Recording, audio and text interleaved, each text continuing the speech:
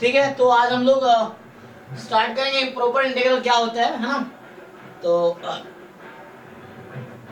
कि ये improper integral की क्या डेफिनेशन है, कुछ क्वेश्चंस करेंगे इस पे, फिर बीटा एंड गामा इंटीग्रल्स क्या है ना, and then properties and relationship between them.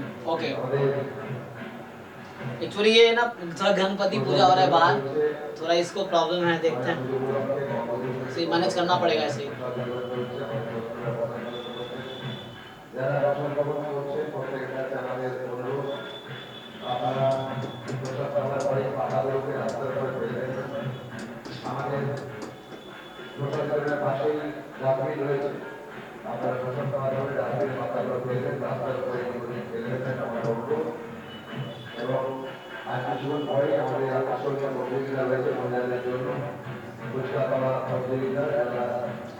सो किसी को डेफिनेशन का आइडिया है ये इम्प्रॉपर इंटीग्रल क्या होता है?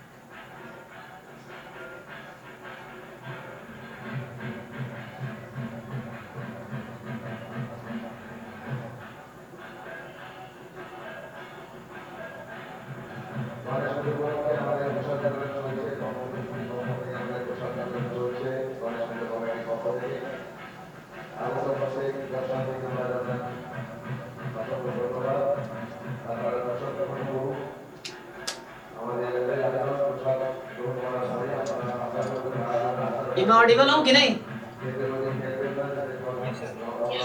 ये बाहर का भी आवाज आ रहा होगा ना।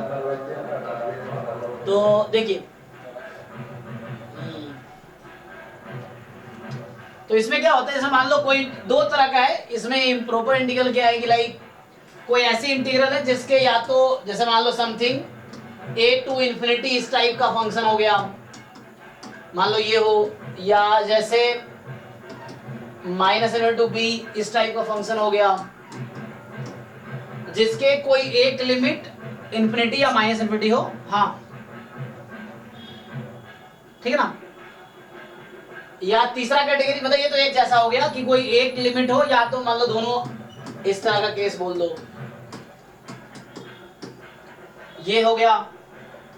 तो ये एक कैटेगरी का इम्प्रॉपर इंटीग्रल है। दूसरा कैटेगरी क्या है, सेकेंड कैटेगरी क्या होता है इम्प्रॉपर इंटीग्रल का?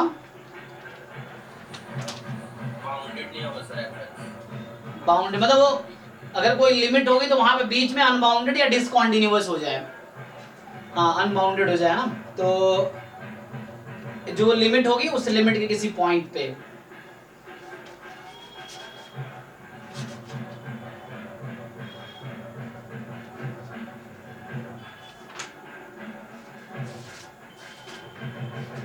ठीक है,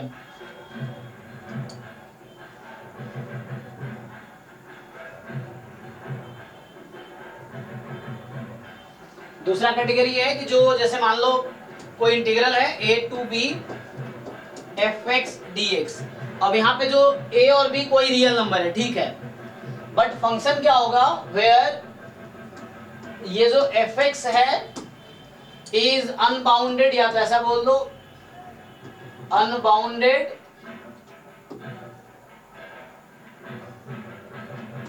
for some x belongs to a b. ऐसा होगा कि किसी x पे, या तो या ऐसा बोल दो है ना, for some x belongs to a b.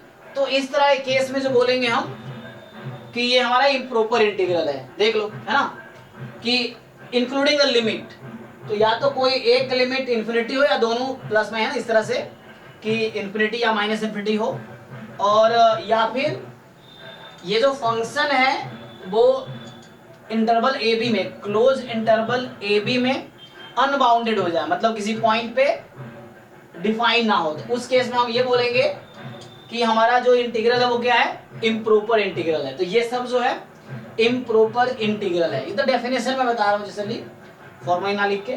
तो यहाँ इम्प्रॉपर है बिकॉज लिमिट प्लस इन्फिनिटी है, ये माइनस इन्फिनिटी है, यहाँ प्लस माइनस इन्फिनिटी है, और ये इम्प्रॉपर है ड्यू टू दिस। तो ये इम्प्रॉपर इंटीग्रल का सिंपल मतलब है। एग्जाम्पल के लिए जैसे अगर आप एग्जाम्पल लिखोगे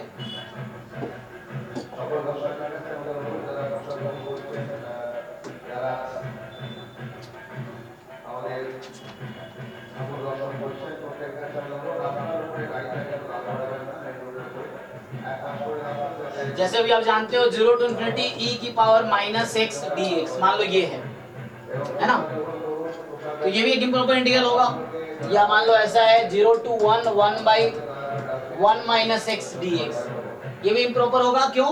क्योंकि 1 पे ये इन्फिनाइट हो जाएगी, इसकी एक लिमिट प्लस इन्फिनिटी है इस तरीके से, या इसको रूट लगा लो ना, चाहो तो रूट लगा लो, वही बात है। तो इस तरीके से, या सिंपली ऐसे लिखो तो भी कोई दिक्कत नहीं है। तो ये सब कुछ इम्प्रॉपर इंटीग्रल है। या मान लो जैसे कहीं लिखा हुआ है minus 1 to 1 1 by x d x, तो ये भी इम्प्रॉपर इंटीग्रल होगा। ठीक है,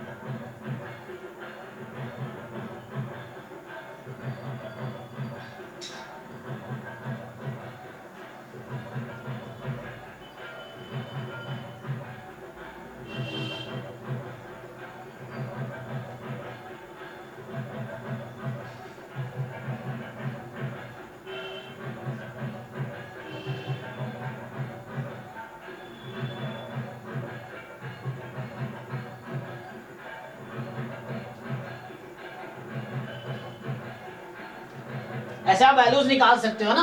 तो होता क्या है यहाँ पे, क्या जरूरत क्या है, तो जनरली ये लोग बस ये बताते हैं कि यहाँ पे जैसे इसको सॉल्व करोगे तो you can just write like for example b tends to infinity 0 to b e की पावर माइनस एक्स dx। तो इस तरह सॉल्व करो और बाद में लिमिट पुट कर लेना, तो ऐसा कर सकते हो आप।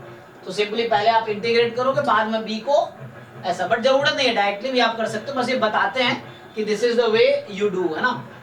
हम लोग ऐसे जनरली सिंपली वैसे ही इंटीग्रेट कर लेते हैं, लेकिन एक्चुअली वे ये है, इस तरीके से इंटीग्रेट होगा।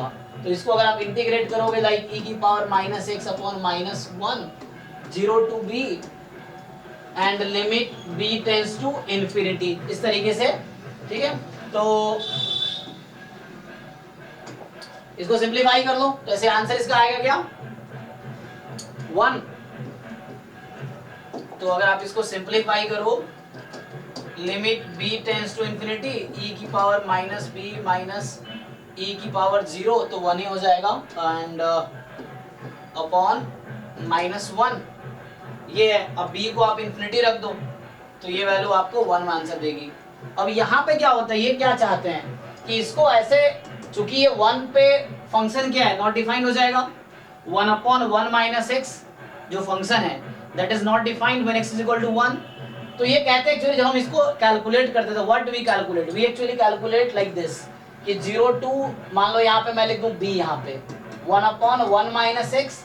अब यहाँ लिखेंगे x या b टेंड्स टू 1 माइनस का मतलब लेफ्ट हैंड लिमिट एट 1। क्यों भाई? क्योंकि एग्जैक्टली 1 पे ये वैल्यू डिफाइन नहीं रहेगी, लेफ्ट हैंड लिमिट है तो ये वैल्यू पॉजिटिव रहेगी, है ना। x जब 1 की लेफ्ट हैंड लिमिट है तो वैल्यू पॉजिटिव रहेगी, एंड देन ये it's fine, but x is equal to 1 पे ये नॉट डिफाइंड हो जाएगा। तो इसीलिए अब इसको आप सॉल्व करोगे तो कैलकुलेशन वैसे ही होगा कि जैसे क्या आएगा इसका लॉग मॉड में 1 माइनस एक्स, और चूंकि 1 माइनस एक्स लिख रहा हूं तो बाहर माइनस भी आएगा क्योंकि कोएफिशिएंट माइनस 1 है।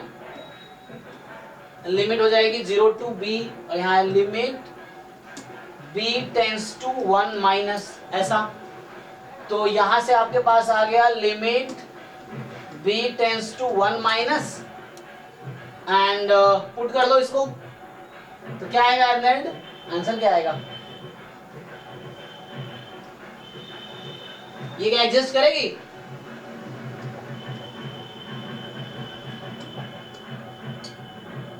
इसका आंसर क्या होगा?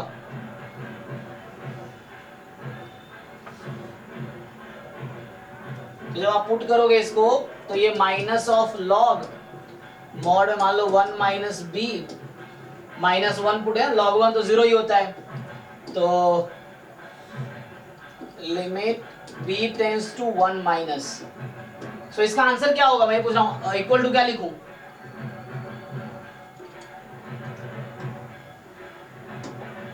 b को आप 1 माइनस रखो, so what should I right? कोई बताओ क्या लिखना चाहिए?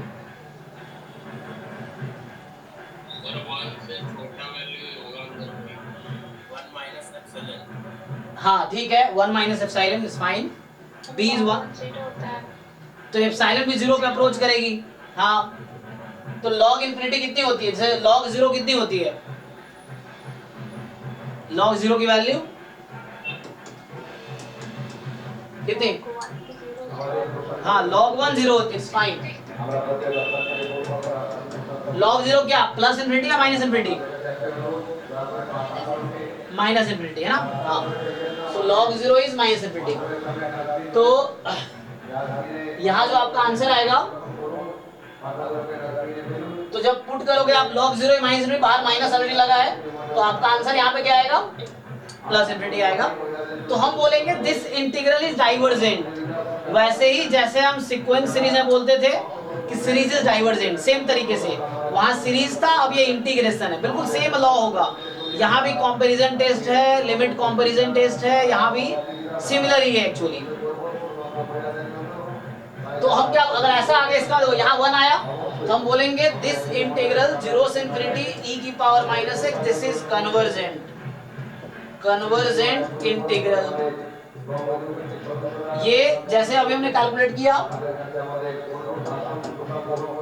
सो 0 to 1 1 upon 1 minus x dx, this is divergent. So ये डाइवर्जेंट इंटीग्रल है।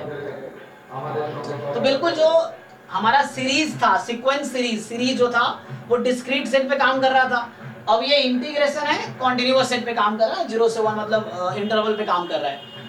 तो यहाँ भी बिल्कुल वही सारे रूल्स होंगे जो सीरीज में थे एक्चुअली। तो हम जैसे बोले ये इंटीग्रल क्या है? कन्वर्जेंट इंटीग्रल है। ये क्या है? डाइवर्जेंट इंटीग्रल है। तो इम्प्रॉपर इंटीग्रल कन्वर्जेंट है या डाइवर्जेंट है? कन्वर्जेंट मतलब वैल्यू फाइनाइट आएगी। सेम सीरीज में भी था कि सम ऑफ सीरीज अगर फाइनाइट है तो सीरीज कन्वर्जेंट है। यहाँ पे अगर सम ऑफ सीरीज मतलब यहाँ पे इंटीग्रल फाइनाइट है तो इंटीग्रल कन्वर्जेंट है। सम ऑफ सीरीज अगर इनफाइनाइट आ गई या नॉन यूनिक वैल्यू है तो वहाँ पे वो होता था, डाइवर्जेंट लेते थे हम लोग। यहाँ पे वैल्यू अगर एग्जिस्ट नहीं कर रही है, इंफिनिटी आ रही है, तो डाइवर्जेंट होगी इंटीग्रल। सेम तरीके से अब ये देखो यहाँ पे कैसे सॉल्व करोगे आप?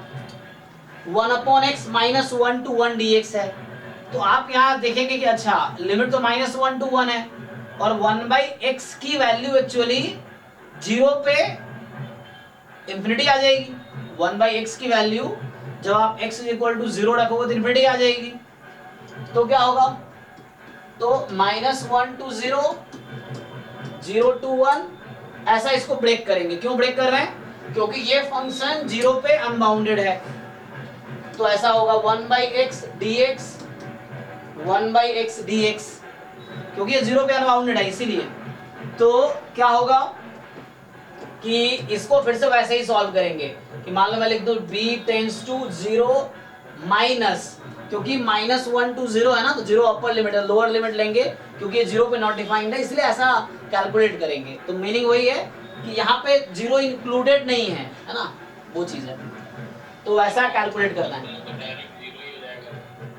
हाँ हाँ नहीं समझे नहीं, क्या बोले?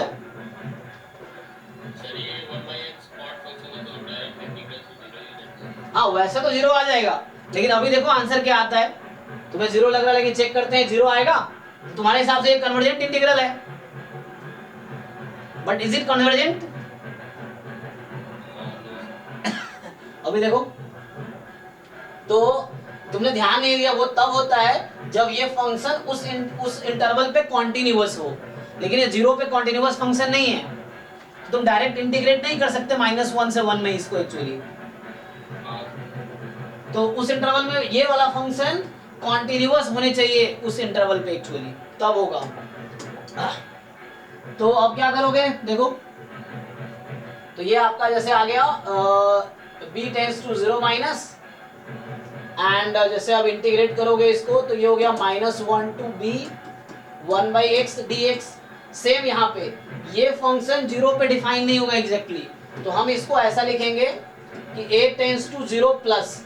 अब आप सोच रहे होंगे यहाँ माइनस लिया यहाँ प्लस लिया, क्योंकि ये अपर लिमिट है तो मैंने लोअर लिमिट, इसका लेफ्ट हैंड लिमिट लिया है। यहाँ पे 0 लोअर लिमिट है तो मुझे इसकी राइट हैंड लिमिट लेनी है, क्योंकि 0 से 1 तक जाना है ना, तो राइट हैंड लिमिट लिया हमने इसीलिए। तो ये हो गया a टू 1/x dx। अब इसको इंटीग्रेट करेंगे हम, तो अब आप इसको इंटीग्रेट करोगे तो ये हो जाएगा log x। तो अभी रहना तो limit b tends to 0 minus log x, value है -1 to b plus log x a to 1। अच्छा यहाँ भी है limit a tends to 0 0 plus है ना, इस तरीके से। अब देखो जरा तो क्या होगा आगे। हाँ अच्छा एक मिनट यहाँ b था, हाँ ठीक है थैंक यू। तो है ना -1 टू b एंड देन है आपका a टू 1 वहां लिखा हुआ है। चलो इसको पुट करते हैं वैल्यू। तो चूंकि ये मॉड होता है log x का है ना, मॉड होता है एक्चुअली है ना, 1/x का इंटीग्रेशन log mod x, तो यहाँ मॉड लेंगे, यहाँ भी मॉड है एक्चुअली, तो मॉड आप तो हटा सकते हैं जब पॉजिटिव नंबर, अदरवाइज ये मॉड है यहाँ पे।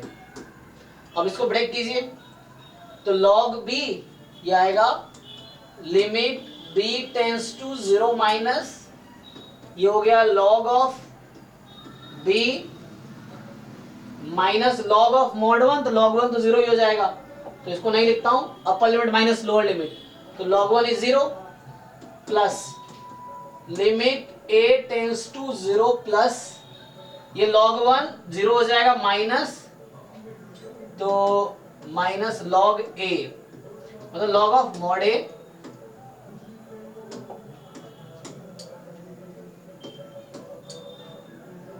बताओ अब क्या लगता है आपको, ये पहले वाले log mod भी b टेंस टू 0 माइनस, क्या आंसर आएगी? पहला टर्म की वैल्यू क्या है? हाँ ये है -इंफिनिटी, और अगला क्या होगा? a टेंस टू 0 प्लस है, तो क्या हो जाएगी?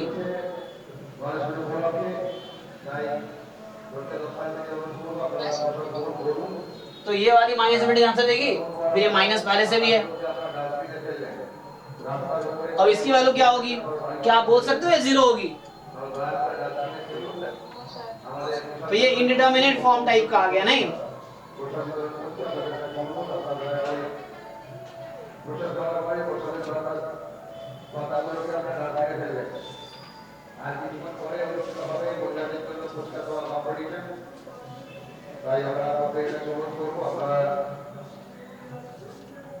আমাদের পরিমাণ উপস্থিত থাকায় তারা অংশগ্রহণ করবেন।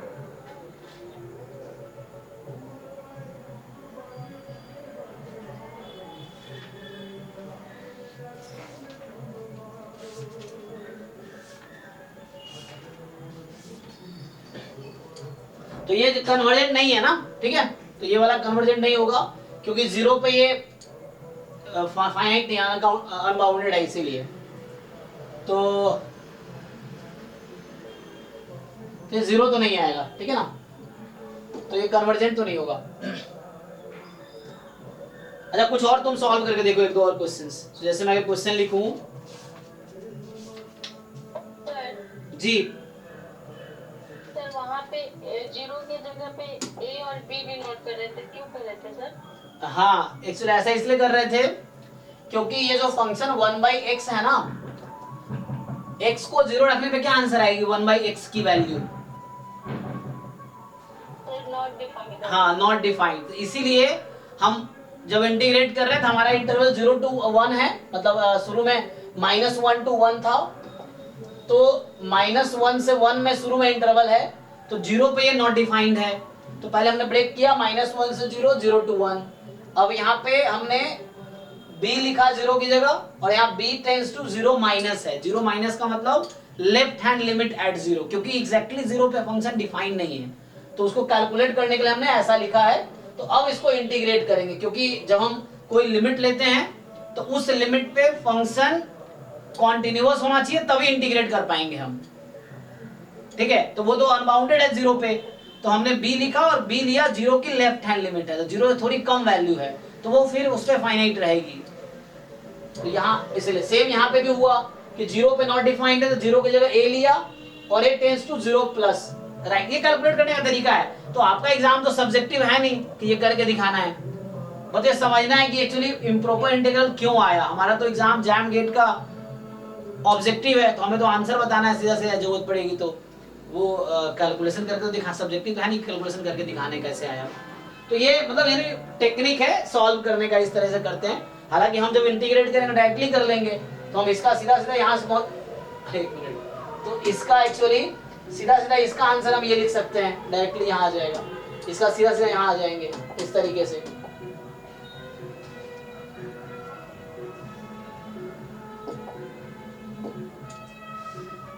सो एक दो क्वेश्चन मैं लिखता हूँ, जो देखो बताओ तो क्या आंसर आएगा। आपको बताना है कि ये इंटीग्रल कन्वर्जेंट है या नहीं है, ना इस तरीके से। तो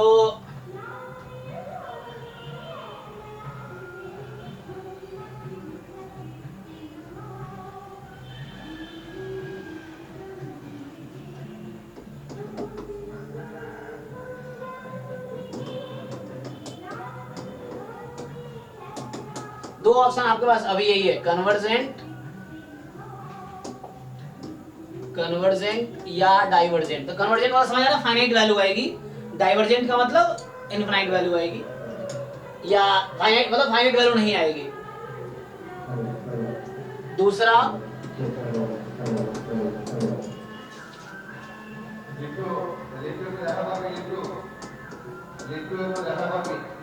আমাদের প্রশাসন চলছে, যারা প্রশাসন করছে প্রত্যেকের কাছে আমাদের অনুরোধ, আপনারা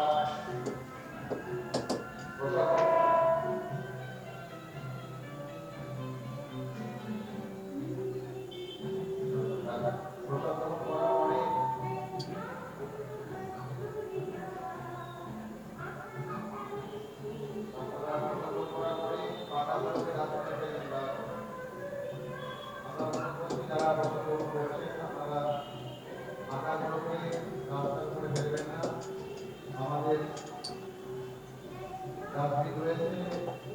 প্রশাসনের পাশে ওখানে রাত্রিরে আমরা বাজারও ফেরত প্রত্যেক দরবার থেকে আমরা মহামন্ত্রী পক্ষ থেকে জানাই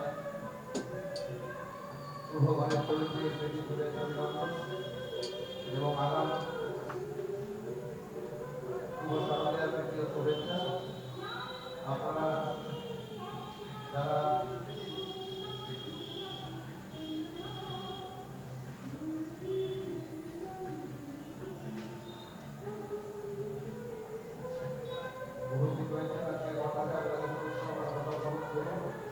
আমাদের মণ্ডপের পাশে প্রসাদ বিতরণ করছে, আমাদের সদস্যরা প্রসাদ বিতরণ করছে। ठीक है, सब में फंक्शन जीरो पे नॉट डिफाइंड है, तुम्हें ब्रेक करना पड़ेगा, -1 से जीरो और जीरो से ऐसे करके, सब में वैसे ही होगा।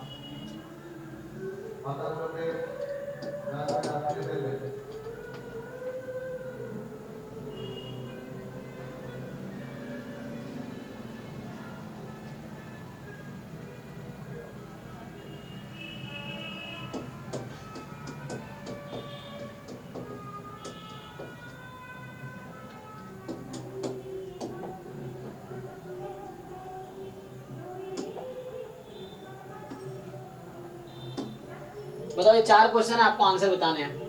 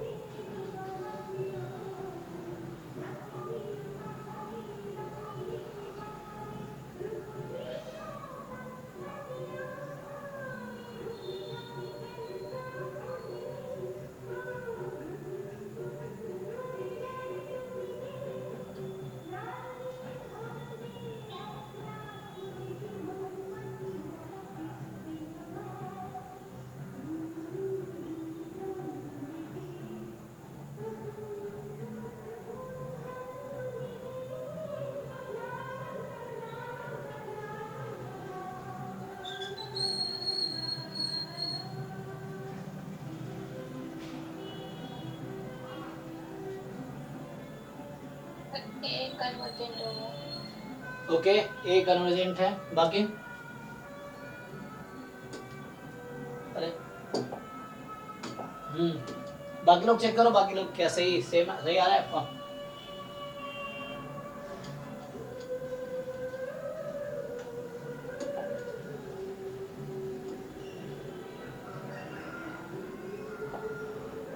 सर ऊपर के दो डाइवर्जेंट है, नीचे के दो कन्वर्जेंट। हाँ ऊपर के दोनों में डाइवर्जेंट और नीचे के दोनों कन्वर्जेंट। अच्छा, ये डाइवर्जेंट है तुम्हारे हिसाब से ए बी, और ये कन्वर्जेंट है। चेक करो भाई।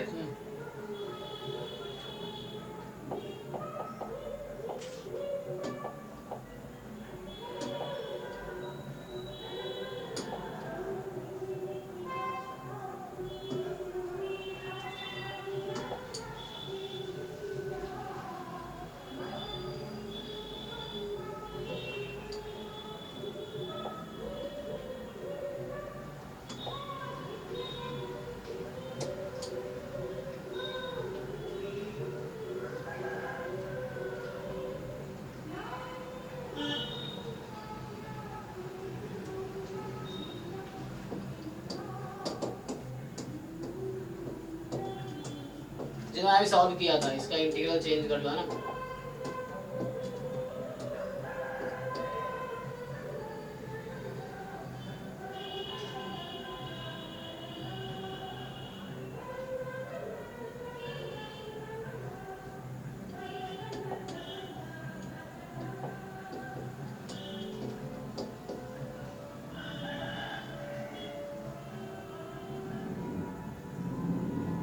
ऐसे ए बी भी लगाने की जरूरत नहीं है, वो डायरेक्टली भी तुम कर सकते हो। समझाने के लिए था कि तुम बुक्स में देखो इस तरह सॉल्व करते हैं, तो वहां मतलब ये जब इंटीग्रेट करते हैं तो उस इंटरवल में फंक्शन कॉन्टिन्यूअस होनी चाहिए, उस तरह से होता है।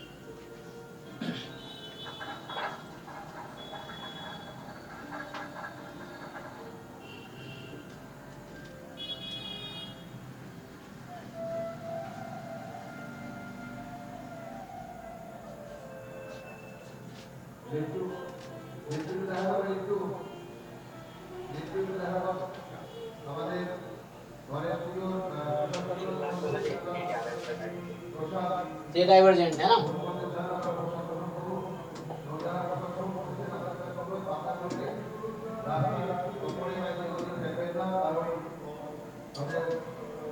तो सॉल्व करो या समझ आ रहा है क्वेश्चन? फिर से वही ब्रेक करोगे तुम, -1 से 0, 1/x³ dx, 0 से 2।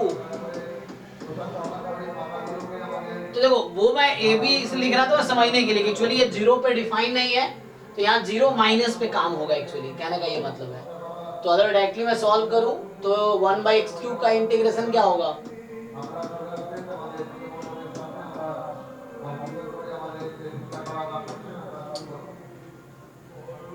ठीक है, तो ये टर्म तो जो भी आएगा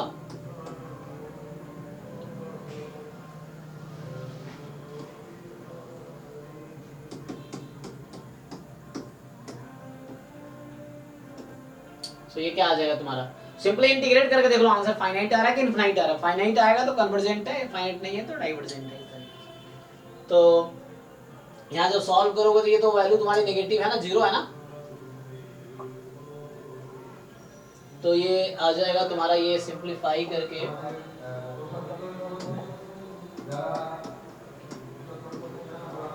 देखो 0 पे ये फंक्शन डिफाइन नहीं था, तो डायरेक्टली तुम -1 से 2 में इंटीग्रेट नहीं कर सकते डायरेक्टली, तुम्हें अलग अलग करना पड़ेगा।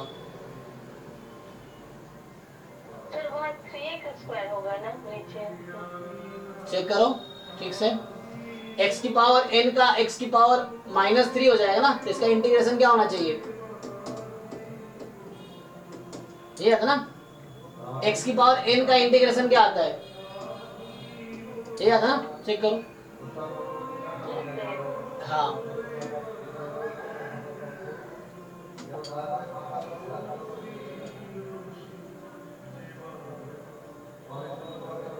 तो 0 रखोगे तो -∞ आ जाएगी, ये 3 डाइवर्जेंट है ना, क्योंकि ये इन्फिनिटी -∞ आ जाएगी, आएगी तो यहाँ भी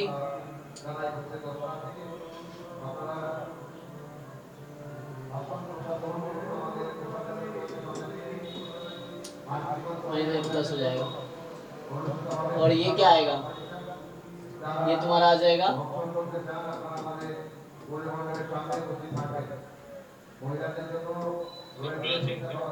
ठीक है ना।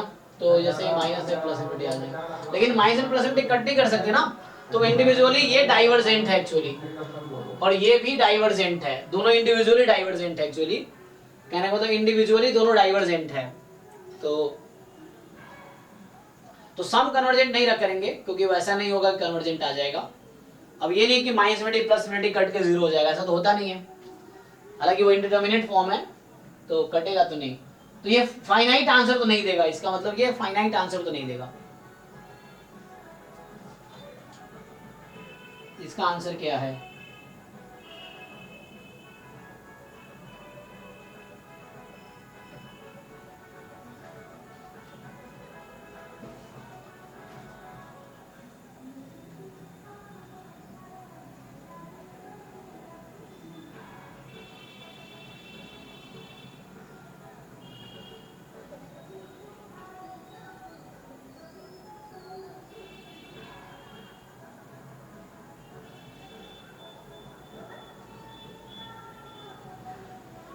Fourth number divergent. बताइए फोर्थ डाइवर्जेंट आएगा, चेक करो। 1/√x का इंटीग्रेशन क्या होगा,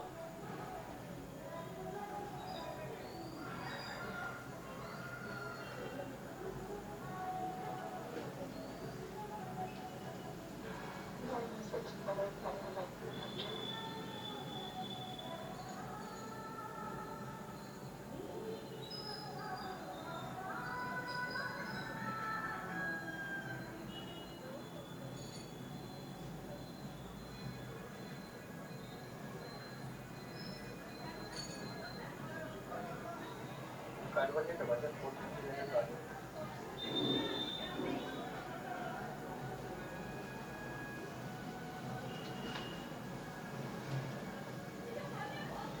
ये सपोर्ट था तो कन्वर्जेंट होगा। डायरेक्टली इंटीग्रेट करो, 1/√x का 2√x को साइड का होता है ना, इस तरह से कुछ तो आ जाएगा। इसका तो इन्फिनिटी आएगी ना। एक्चुअली इस तरह क्वेश्चन मुझे एक्चुअली ये पूछना चाहिए था तुमसे कि जैसे 0 से 2 का क्या होगा, मान लो ये पूछ लिया, अगर इंडिविजुअली एक टर्म जो बुक्स में मिलेगा, एक टर्म मिलेगा कि -1 से 0 हो गया जैसे, या 0 से 2 हो गया, जैसे मैं यहाँ 0 से 2 लिख दूँ तो है ना, ये तो इन्फिनिटी आ जाएगी इस तरीके से। यहाँ भी ऐसे ही मान लो 0 से 1 पूछ लिया हमने इस तरीके से, फोर्थ साइन इनवर्स x हो जाएगा। नहीं, फोर्थ साइन इनवर्स क्यों होगा, x स्क्वायर नहीं है ना, 1 - x है, स्क्वायर नहीं है ना, स्क्वायर में होता है वो। सर उसको रूट x नहीं ले सकते, रूट x का स्क्वायर x को होगा सर 1 - x का होल पावर 1/2 कर सकते हैं। हाँ, क्यों नहीं कर सकते हैं, 1/√1 - x dx है, कैसे भी इंटीग्रेट कर लो ना। तो ये देखो 0 से 1 में कॉन्टिन्यूअस है ना, कोई प्रॉब्लम थोड़ी है। तो यहाँ से आ जाएगा 1 - x की पावर -1/2, यही तो हो जाएगी। तो क्या आएगी, 1 - x की पावर -1/, ये डायरेक्टली फॉर्मूला भी होता है 1/√x के इंटीग्रेशन का, क्या होता है 2√x, तो उस तरीके से वो भी हुए कि माइनस है तो -2√x, और तुम देख लो जैसे करना है।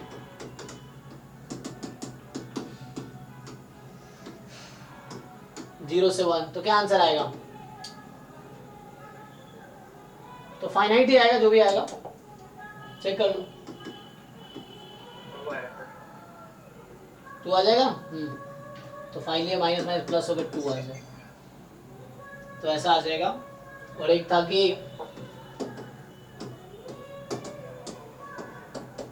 इसको तुम कैलकुलेट करोगे अगर, तो e की पावर -x अपॉन -1 कितना आएगा ये,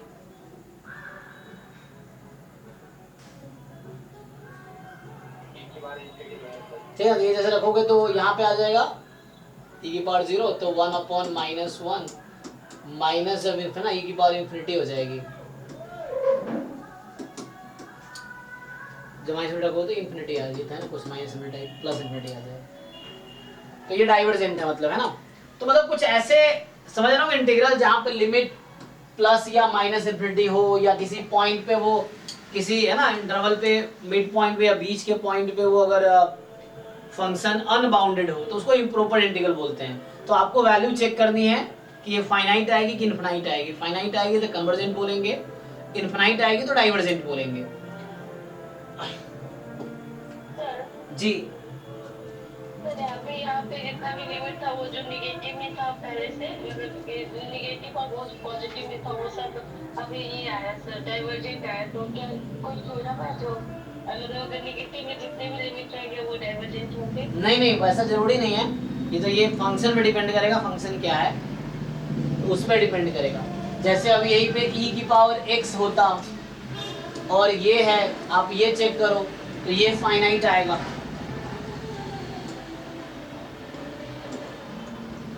चेक कीजिए,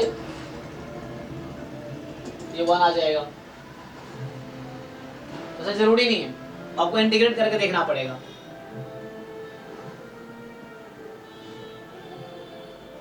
ठीक है, हम आगे बढ़ते हैं। थोड़ा इसमें कुछ ज्यादा ऐसा खास है नहीं, बस क्या है कि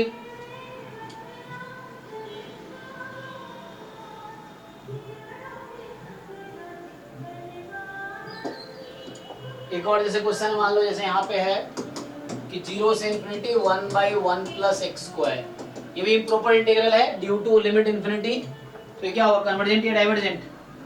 या मैं अगर लिख दूं, हाँ ठीक है चलो 0 से इंफिनिटी, पहले इसको चेक करो क्या आएगा।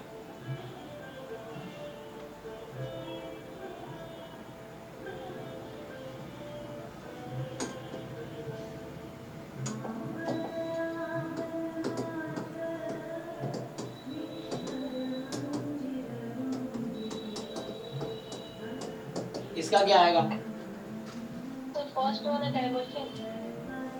कैसे कैलकुलेट करो, तुक्का नहीं लगाना है, कैलकुलेट करो डाइवर्जेंट है ना। तो इसको आप सिंपली सॉल्व करेंगे तो ये तो इजीली tan इनवर्स x है ना। तो ये इम्प्रॉपर है बिकॉज लिमिट इसकी इन्फिनिटी है, इसलिए इम्प्रॉपर इंटीग्रल है। तो ये आपका tan ये π/2 आ जाएगा ना। और इसको चेक करो, ये तो इवन फंक्शन है, प्रॉपर्टी भी लगा सकते हो ना। लेकिन देखो अब क्या यहाँ पे क्या कहना चाहता है कि आप वैसे लिमिट नहीं लगा रहे हो, आप क्या कर रहे हो, मान लो a टेंड्स टू इनफिनिटी ले लिया, तब -a से +a लोगे तो वो अलग बात है, डायरेक्टली यूज कर लेते हैं। उसके पीछे का स्टोरी ये है कि हम ऐसा करते हैं, ये है अब -a to +a है, तो यहाँ रहेगा limit a tends to infinity 2 time 0 to a हो जाएगा। फिर आप इसको सॉल्व करोगे, ओके 2 टाइम, तो मतलब बैकग्राउंड में कैलकुलेशन ऐसे हुआ है एक्चुअली। और ये आ जाएगा tan इनवर्स कितना x। अब ये लिमिट आपका 0 to a है, तो अभी क्या है कि 2 time limit a tends to infinity and ये हो गया tan inverse a minus tan inverse 0। अब आप a की जगह इन्फिनिटी रख दोगे तो 2 time tan inverse infinity, a को इन्फिनिटी रख दो तो π/2 माइनस 0, तो फाइनली ये पाई आ जाएगा। तो फाइनाइट वैल्यू आई तो ये कन्वर्जेंट होगी एक्चुअली।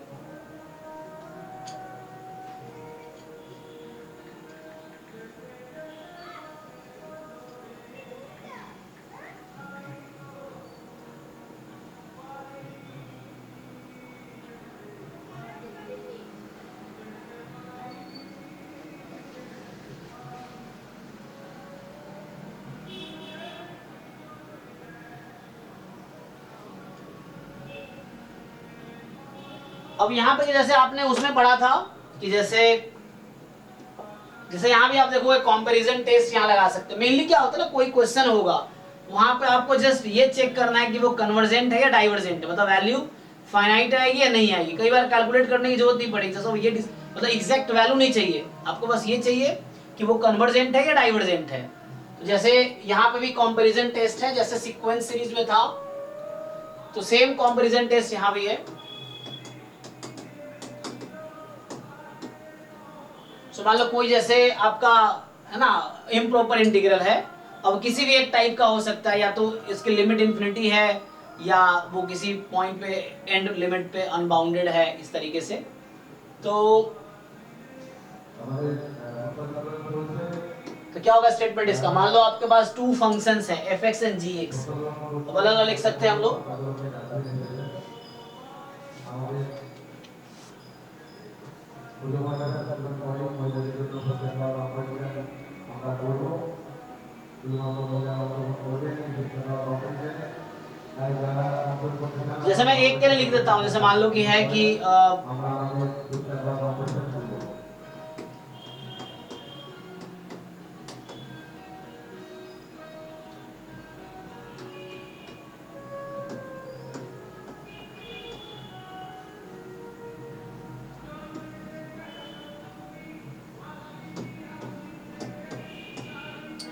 बाउंडेड एंड कॉन्टिन्यूअस ले लो, बाउंडेड एंड कॉन्टिन्यूअस।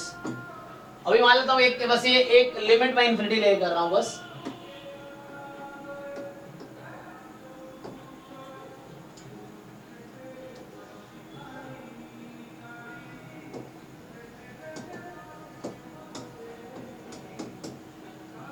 ये मान लो ऐसा है कि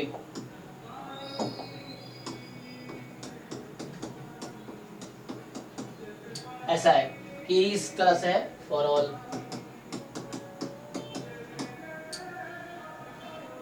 इस इंटरवल पे। तो अब क्या होगा,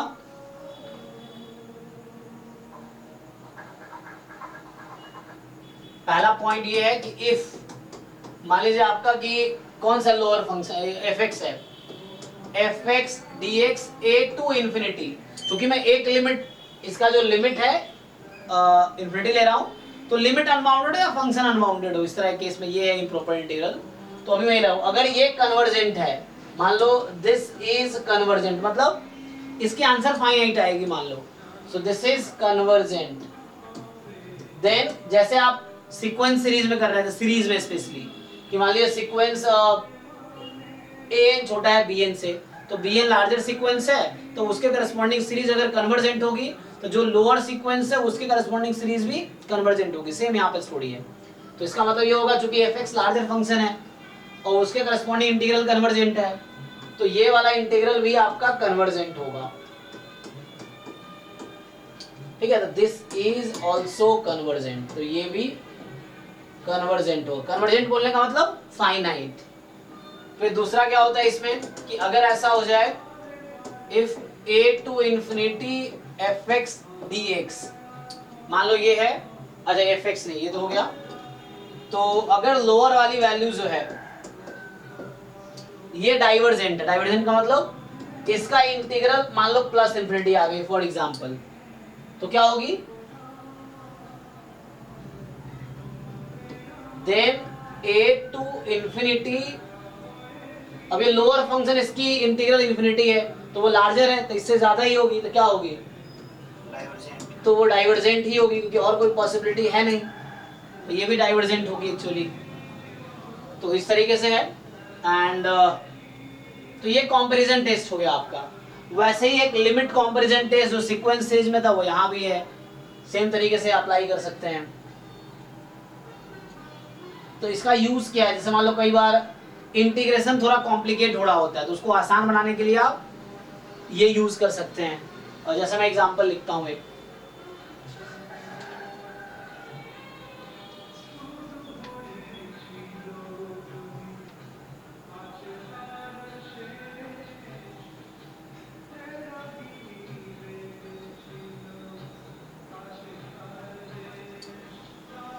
लिखो एक क्वेश्चन, जैसे मान लो एक क्वेश्चन है कि आपको टेस्ट करना है sine square x upon x square D x, limit मान लीजिए 1 से, या मैं कहाँ से लूँ, जो क्वेश्चन में है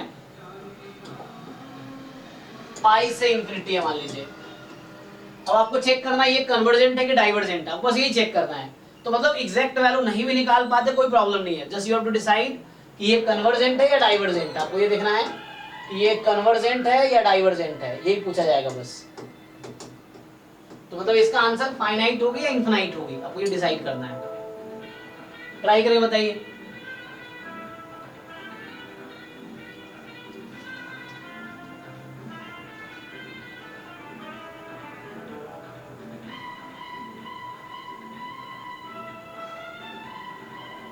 डाइवर्जेंट हो गया।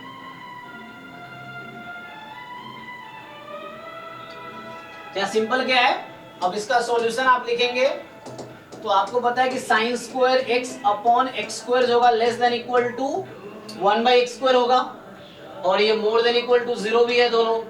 For all x belongs to, जो इंटरवल मैंने लिया है पाई से इंफिनिटी इंटरवल पे, तो अब आप अगर इसका इंटीग्रल देखो पाई से इंफिनिटी 1/x² dx, आप ये चाहे तो कैलकुलेट भी कर सकते हैं आप, तो ये कैलकुलेट करना आसान है, वो थोड़ा डिफिकल्ट है कैलकुलेट करना, लेकिन ये आसान है कैलकुलेट करना। तो इसका आ जाएगा -1/x, मैं ए भी नहीं लिख रहा, डायरेक्टली कर रहा हूँ, लिमिट लगा सकते हो वैसे ही, तो डायरेक्टली मैं सॉल्व कर रहा हूँ। कितना आ जाएगा 1/पाई, तो ये आ गया, और ये फाइनाइट क्वांटिटी है, तो जो लार्जर फंक्शन है उसके करस्पॉन्डिंग इंटीग्रल फाइनाइट है, तो स्मॉलर के करस्पॉन्डिंग भी फाइनाइट ही होगा। सो बाय कंपैरिजन टेस्ट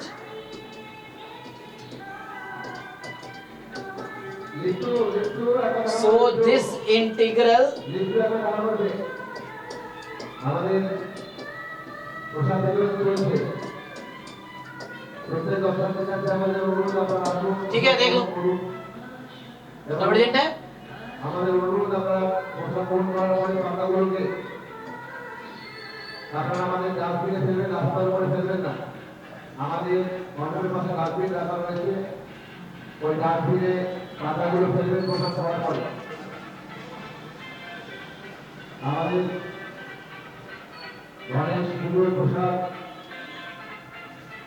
वितरण चलছে আমাদের। सो जैसे तुम अगर देखो किसी को डाउट है इस क्वेश्चन में, चेक करो। যারা প্রশাসন করছেন প্রত্যেক কাছে আমাদের অনুরোধ আপনারা দয়া করে টাকাগুলোকে ডাস্টবিনে ফেলবেন। আর জীবনে পরে আমাদের অনুষ্ঠিত হবে মহিলাদের জন্য পুরস্কার দেওয়ার কম্পিটিশন, তাই যারা क्या क्या जोर से फिर से बोलो। অংশগ্রহণ করবেন মহিলারা তারা আমাদের পরিমাণে টাকা উপস্থিত থাকবে। इंटीग्रेट करना आसान है, अब देखो कैसे कर सकते हो, सोचो। আমাদের तो ये तो बहुत डिफिकल्ट टास्क होगा, अगर करना चाहे तो।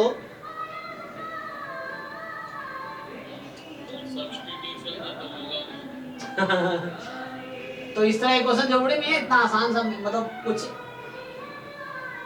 साइन को बाहर कर सकते हो, एक साइन बचेगा उसको रूट में लिखोगे, है ना, मतलब कॉस में बना लो मान लो, तो बहुत कॉम्प्लिकेट सा नहीं होगा, ऐसे इंटीग्रेट करना बहुत डिफिकल्ट है।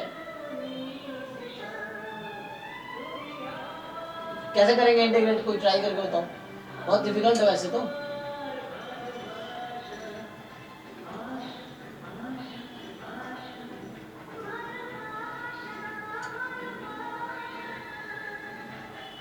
वैसे बहुत डिफिकल्ट है, मतलब देखना पड़ेगा, क्योंकि जरूरी इसलिए इंटीग्रेशन बहुत डिफिकल्ट होता है, लाइक कि हर फंक्शन को जरूरी तुम इंटीग्रेट कर पाओगे इजीली। सो बहुत सारे टेक्निक, डिफरेंट टेक्निक्स हैं इंटीग्रेशन के, तो वैसे तो इंटीग्रेट नहीं होगा डायरेक्टली ये।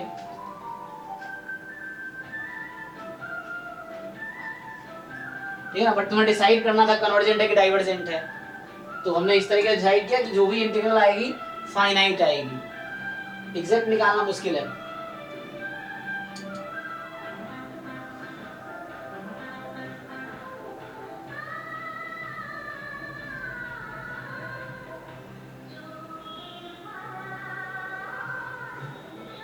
ठीक है भाई, देख लो, इसमें कुछ डाउट है तो बताओ। तो आगे जैसे है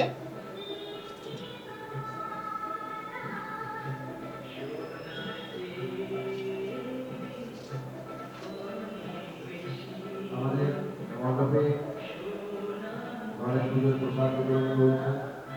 আমরা तो आपको बताना, नेक्स्ट क्वेश्चन मेरा है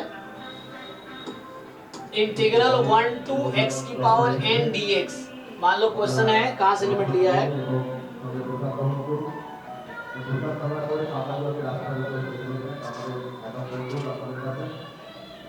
আর কিছুক্ষণ পরে মহিলাদেরকে অনুষ্ঠিত হবে ফুটবল খেলা কম্পিটিশন। ফুটবল খেলা কম্পিটিশন আমরা করবো কিছুক্ষণ পরে মহিলাদের জন্য। अब बताना n की वैल्यू क्या होगी, n क्या क्या पॉसिबल है ताकि ये कन्वर्जेंट हो जाए, जरा बताओ। আমাদের এই পুজো মণ্ডপে উপস্থিত থাকবে n की वैल्यू क्या क्या रखो ताकि ये कन्वर्जेंट हो जाए। মণ্ডপে ফুটবল খেলা সেটা আমরা পাস করবো শুধুমাত্র মহিলাদের জন্য। Sir greater than 1। Yes sir. तो 1 रखोगे तो log हो जाएगा, है ना।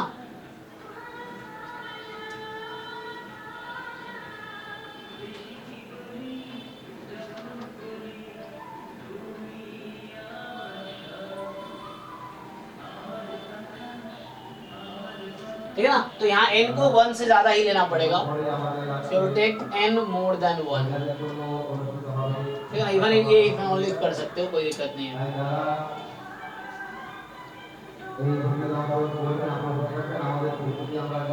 ठीक है, तो इस इंटीग्रल की वैल्यू फाइनाइट आएगी अगर n आपका मोर देन 1 होगा, ठीक है।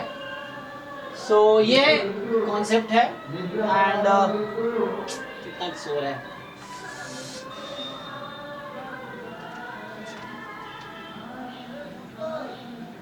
हाँ हाँ हाँ अंकल जी, अच्छा एक मिनट आता हूँ। तो जब तक ये क्वेश्चन ट्राई करो, जैसे मान लो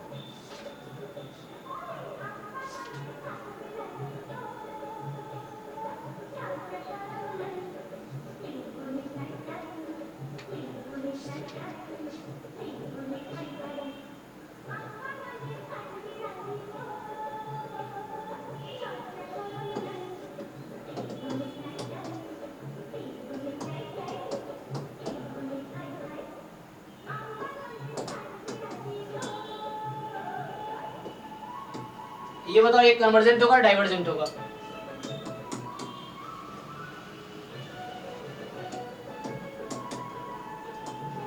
मैं 2 मिनट में आता हूँ, बुला रहे क्या कह रहे हैं।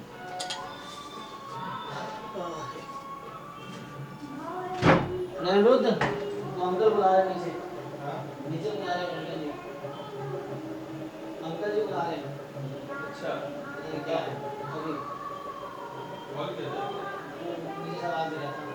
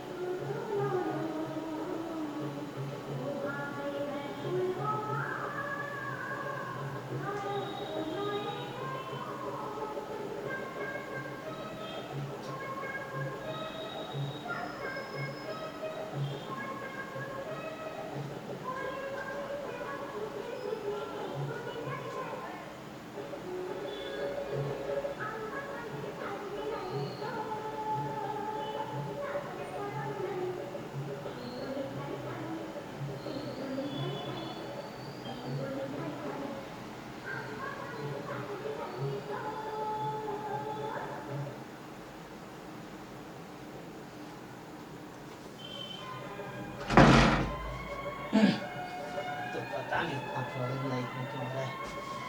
हो गया भाई, क्या है आंसर इसका?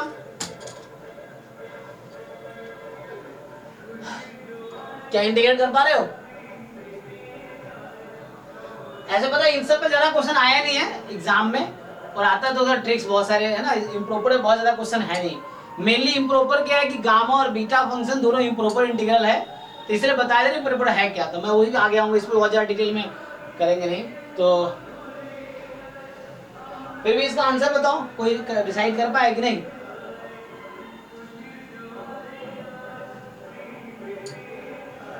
अच्छा ये बताओ, अगर मैं बोलूं कि 1/√x² और 1/this, इन दोनों में क्या रिलेशन है? इन दोनों में क्या रिलेशन होगा? तो ये डिनोमिनेटर एक्चुअली कम है तो वैल्यू ज्यादा हो जाएगी, डिनोमिनेटर है ना। तो अब आप क्या कर सकते हो, यू कैन सी दैट, तो ये 2 से इंफिनिटी है, ये भी 2 से इंफिनिटी है, इसको इंटीग्रेट कर लो। तो ये तो अच्छा ज्यादा हो गया ना। अच्छा ठीक है, इसका फाइंड करो कितना आएगा, फाइनाइट आएगी।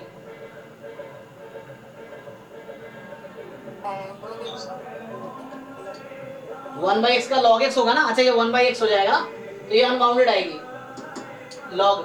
अब ये लोअर वाला अनबाउंडेड है ना, जो स्मॉलर फंक्शन है उसका इंटीग्रल अनबाउंडेड है, तो इंफिनिटी से ज्यादा ये क्या ही हो सकता है। So this is also unbounded, ये डाइवर्जेंट होगा फिर, ठीक है ना। तो इस तरीके से, तो यहाँ कंपैरिजन टेस्ट यूज हुआ इस तरीके से जी। हाँ यहाँ पे अगर सेटिस्फाई कर रहा होगा तो ले सकते हैं। हाँ ओके, तो आप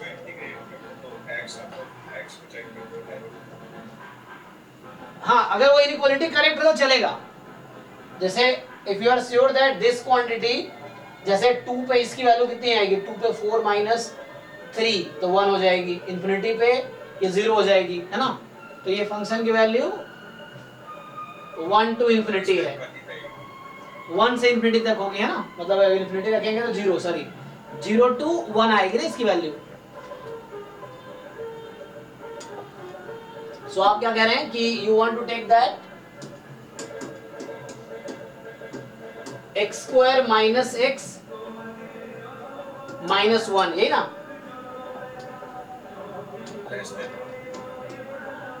सो ये less than 1, but are you ठीक है। तो अगर आप इसको चेक करेंगे तो x को मैं 2 से इंफिनिटी बात कर रहा हूं ना, तो you want to say that अगर मैं ऐसा लूं तो चलेगा क्या, तो चेक कर दो एक बार, है ना। तो ये फंक्शन अगर मैं, है ना, ठीक है ओके, डिक्रीजिंग फंक्शन है तो 2 पे वैल्यू इसकी मैक्सिमम होगी, इंफिनिटी पे 0 हो जाएगी, but okay this is fine. आप इंटीग्रेट करेंगे तो इसका इंटीग्रल क्या आएगा, इंफिनिटी आएगी ना, 2 से इंफिनिटी में इंटीग्रेट करेंगे आप, बट एक्चुअली इससे कोई रिजल्ट नहीं आएगा, वो टेस्ट फेल हो जाएगा। क्यों? क्योंकि लार्जर वाला इंफिनिटी है ना, तो लोअर में भी इंफिनिटी और फाइनाइट, तो इससे कोई कंक्लूजन नहीं मिलेगा actually.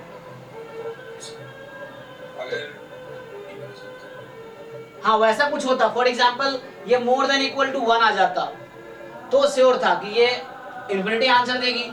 So this is larger one, so lower one has value infinity, so larger one infinity से ज्यादा क्या ही होगा, so it has to be infinity. But अभी जो केस है आपका ऐसा है, this is infinity, so this may be finite और दिस मे बी इनफाइनाइट, कोई भी केस हो सकता है। अगर ये कन्वर्जेंट होता तब कर सकते। Yes yes yes. तो आप यहाँ देखो थ्योरम में इसलिए ऐसा है एक्चुअली कि जो लार्जर वन है is finite, then lower one is finite. If the lower one is infinite then upper one has to be infinite. अब वो केस नहीं है, तो सही आप कह रहे हैं कि अगर वैसा होता कि अगर वो कन्वर्ज कर रहा होता देन ओके था। तो अगर ये कन्वर्ज कर रहा होता right and, then this will also converge for sure, क्योंकि लार्जर वन इंटीग्रल कन्वर्जेस तो lower one will also converge, ये है। ठीक है, तो वही आपको तो यही ढूंढना पड़ता है एक्चुअली। तो इस तरह कॉन्सेप्ट सीक्वेंस सीरीज में बहुत है, सीक्वेंस सीरीज में भी वहां आता है ना comparison test, limit comparison test, तो सेम प्रॉपर्टीज यहां भी चलेंगी एक्चुअली। तो हालांकि इसमें बहुत ज्यादा क्वेश्चंस आया नहीं है इंप्रोपर इंटीग्रल पे, जो क्वेश्चंस है वो बीटा गामा पे है। तो बीटा गामा हम देखते हैं क्या है, beta and gamma function are itself improper integral. जैसे देखो मैं अगर लिखूं आगे कि, तो मैं इसको डिटेल में डिस्कस नहीं कर रहा, जब बीटा इंटीग्रल जो है, तो ये जो फंक्शन है एक्चुअली, या mn में लिख दूं m, n, तो ये जो होगा, this integral is defined as 0 to 1 x की power alpha minus 1 minus x की पावर बीटा माइनस 1 dx। ठीक है, अब बताओ पहले ये इम्प्रॉपर क्यों है?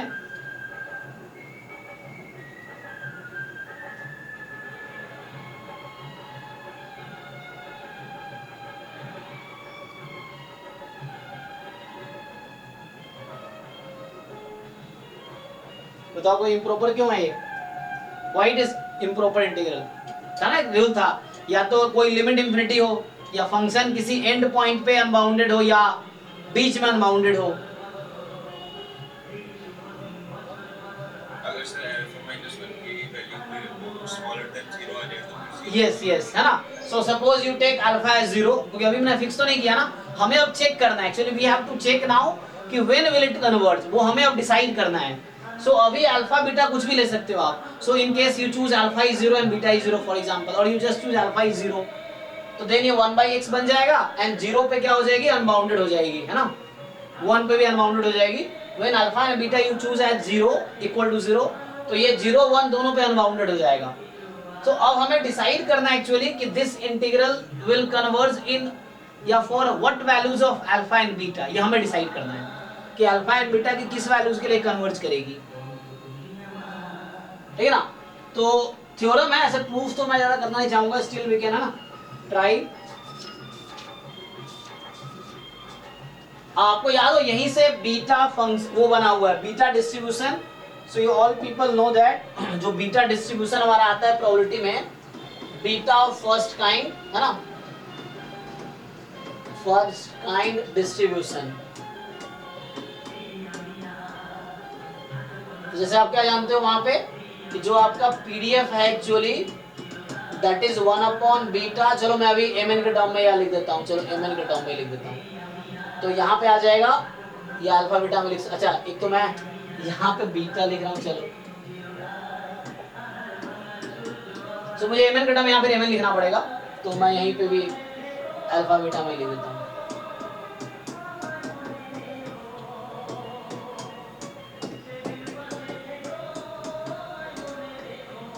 ये होता है ना पीडीएफ, अगर आप इसको इंटीग्रेट करते हो, देखो यहीं से बना हुआ है। So when you shift this to denominator, तो क्या होगा आपका, ये 1 आ जाएगा, तो यहीं से बना हुआ है ये। So what do you know, जैसे ही आप जानते हो ना कि पीडीएफ का इंटीग्रेशन 0 से जो 1 में होता है, दिस इज 1, तो यहां से वही चीज मिलेगी, बट ये कब होता है, so this is defined for alpha more than 0 and beta more than 0, for ये होता है, हाँ more than 0, alpha beta more than 0, 0 0 चलेगा, अल्फा बीटा मोर देन 0। तो ये 1 होता है ना, तो यहाँ से आप देखो क्या बनेगा, मैं बोल रहा हूँ अगर इसको आप इंटीग्रेट करोगे you will get the same thing, कि आपको मिलेगा 0 to 1 x की power alpha minus 1 minus x की power beta minus 1 dx is beta alpha beta, है ना, यही आ जाएगा। तो ये बीटा फंक्शन कहेंगे यहाँ से आया हुआ है, इसी को ट्रांसफॉर्मेशन करेंगे तो वो आ जाएगा।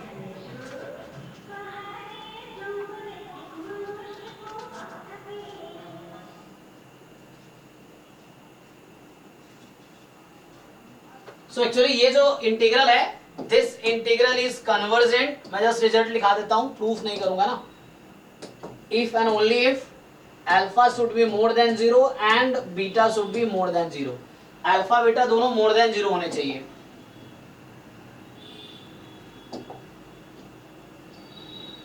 ये होता है रिजल्ट। और यहां से एक चीज नोटिस करोगे आप कि बीटा, अगर मैं ऐसा पहले बीटा नंबर लिख दूं फिर अल्फा लिख दूं तो क्या बनेगा, ये 0 to 1 एंड तो अल्फा की जगह बीटा रख रहा हूं मैं, तो x की पावर ये आ जाएगा बीटा माइनस 1।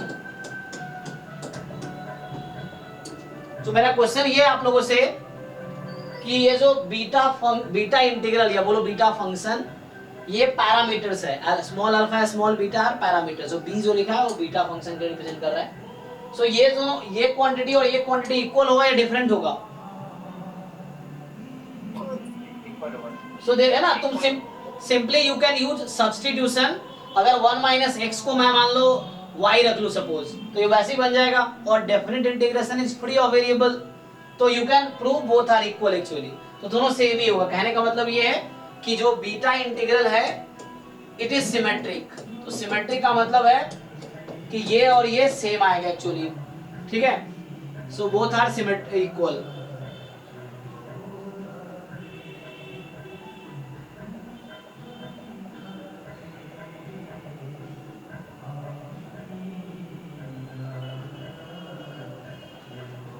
ठीक है, इसी का दूसरा फॉर्म क्या आता है? So this is a beta integral, ठीक है ना। तो ये बस एक रिजल्ट है कि this is one improper integral. Beta integral is one kind of improper integral which will converge if and only if alpha and beta must be more than 0, not equal to 0, strictly more than 0, तभी ये converge करेगी, otherwise diverge करेगी ये। इसका दूसरा form क्या है? तो एक तो रिजल्ट ये हो गया कि ये इक्वल आएगा, है ना, दिस विल बी इक्वल। दूसरा फॉर्म क्या है? अगर मैं यहाँ सब्स्टिट्यूशन करता हूँ x is equal to 1/1 plus y, मान लो इसी इंटीग्रल में, तो 0 to 1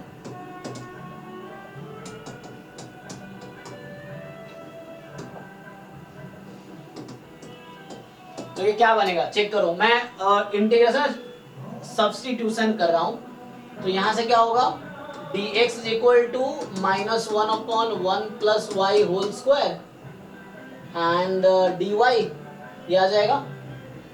तो और x की वैल्यू क्या रखेंगे, तो मुझे y के टर्म में चाहिए ना, तो 1/1 प्लस y, इसकी पावर आ जाएगी अल्फा माइनस 1,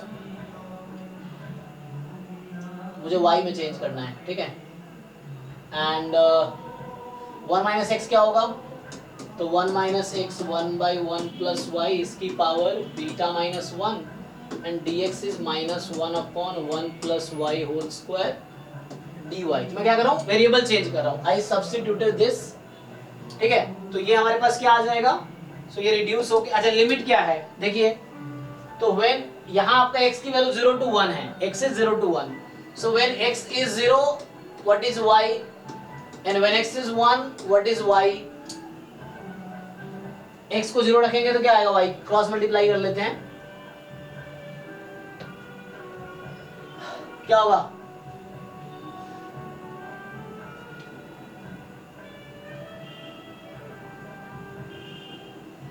x को 0 पुट कर लो तो क्या हो जाएगा y, what is y, what do you think?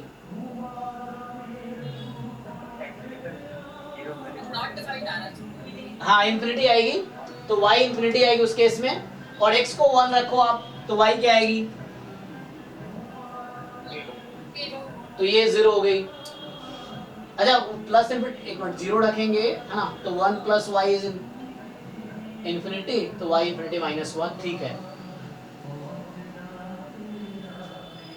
Okay ठीक है। तो अभी क्या होगा आपका यहाँ पे लिमिट, तो योर लिमिट इज 0 पे इंफिनिटी है और 1 पे 0 है, ठीक है ना।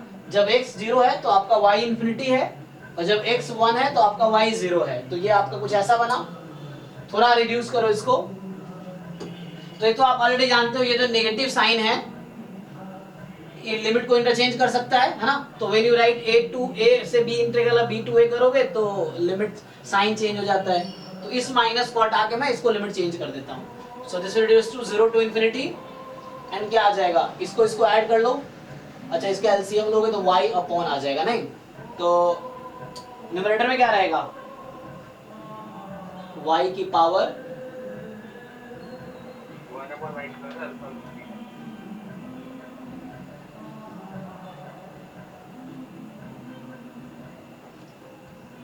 नहीं y सिंप्लीफाई करो तो ये तो y बचेगा y की power beta minus 1 upon 1 plus y की पावर ये रहेगी अल्फा माइनस 1 और वहां रहेगी 2 और यहाँ रहेगा बीटा। तो ऐड करो तीनों को, अल्फा प्लस बीटा। ठीक है।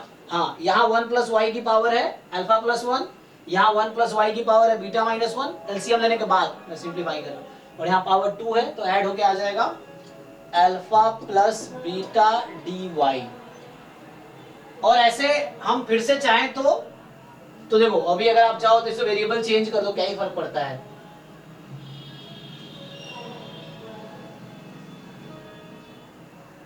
अगर दूसरा वाला फॉर्म ठीक है कोई दिक्कत नहीं है। सो 0 से इंफिनिटी x की power beta minus 1 upon 1 plus x की power alpha plus beta dx। You know definite integration is free of variables, variable से कोई फर्क नहीं पड़ता क्योंकि आंसर तो नंबर ही आना है। तो यहाँ y था, मैंने y को x लिख दिया, y इक्वल टू x कर दिया, कोई दिक्कत नहीं है। तो मैं कहने की क्या कोशिश कर रहा हूँ, देखो तो हमने रिड्यूस किया जो बीटा इंटीग्रल था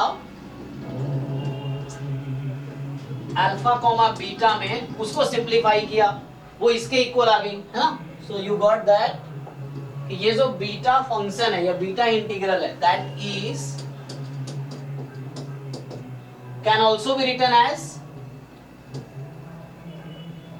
0 से इंफिनिटी x की power beta minus 1 upon 1 plus x की पावर अल्फा प्लस बीटा। आप ऐसा भी लिख सकते हैं।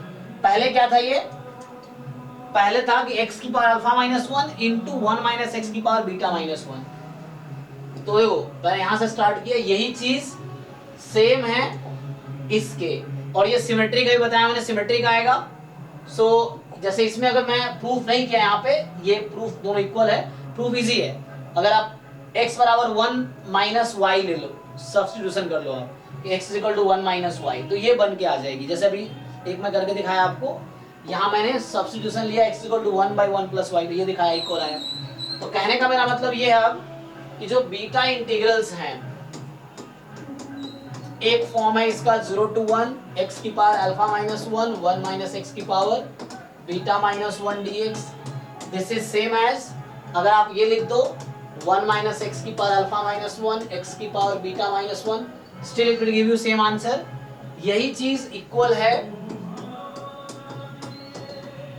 0 टू इंफिनिटी, अभी मैंने क्या देखा, x की power beta minus 1 upon 1 plus x की power alpha plus beta dx। और चूंकि ये सिमेट्रिक है तो when you interchange alpha and beta it will give you same answer. तो इसको आप ऐसा भी लिख दोगे तो कोई प्रॉब्लम नहीं है, मतलब ये आंसर सेम ही देगा। कुछ डाउट है तो पूछो, इसको प्रूव किया जा सकता है ना, जो भी चीज है उसका तो प्रूफ है एक्चुअली। सो क्योंकि सिमेट्रिक है ना, जैसे हमने देखा बीटा, आपने अभी देखा था कि beta integral in parameter alpha beta this will give you same answer in parameter this, ये आंसर इक्वल होगा, है ना। यहाँ पे जो पैरामीटर्स हैं एक्चुअली ये फिक्स है, for all alpha more than 0 beta more than 0, ये बीटा इंटीग्रल का डेफिनेशन है। আমরা আমাদের আজকে যে পুস্তকের কম্পিটিশন আমরা শুরু করব। বুঝলো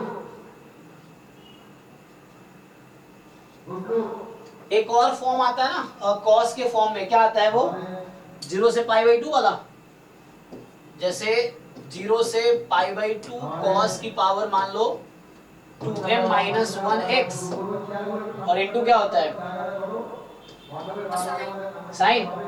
तो एक और फॉर्म आएगा, उसको मैं रिड्यूस करता हूँ, 1 मिनट, साइन 2m या 2n कर दो माइनस 1x dx। जरा इसको रिड्यूस करो, सिंप्लीफाई करो, क्या इसके इक्वल आएगा, ये भी एक रिजल्ट है। So how will you simplify,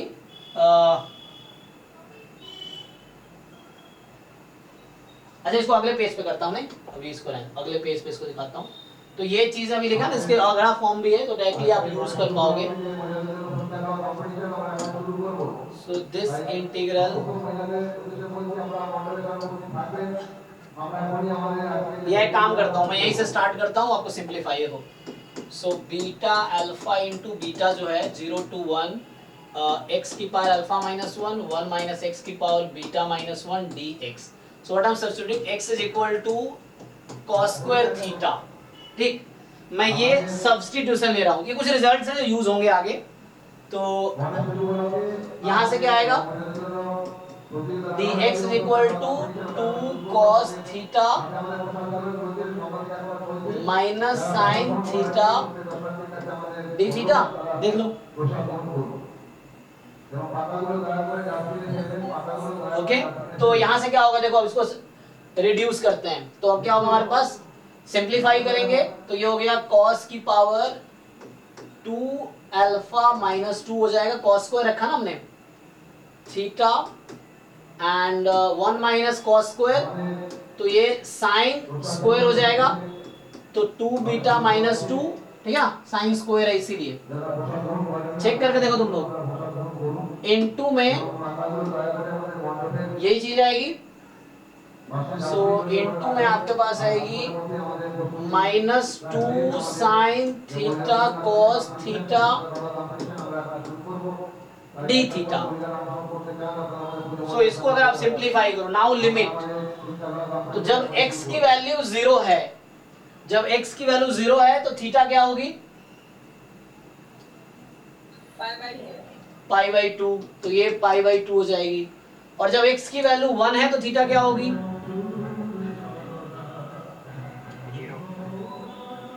तो ये 0 हो जाएगी, है ना, cos 0 1।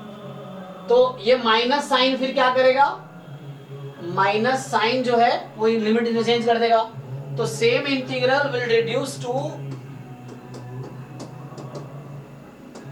0 to pi by 2 and simplify कर लो। देखो 2 खत्म, 2 बाहर कर देता हूं मैं, हाँ ये 2 आता, तो यहाँ पे आएगा cos 2 alpha minus 1 theta sine 2 beta minus 1 theta d theta, you check. तो ये 2 बाहर है, 2 को आप इधर बुला सकते हो चाहो तो। So this beta can be written in this form also.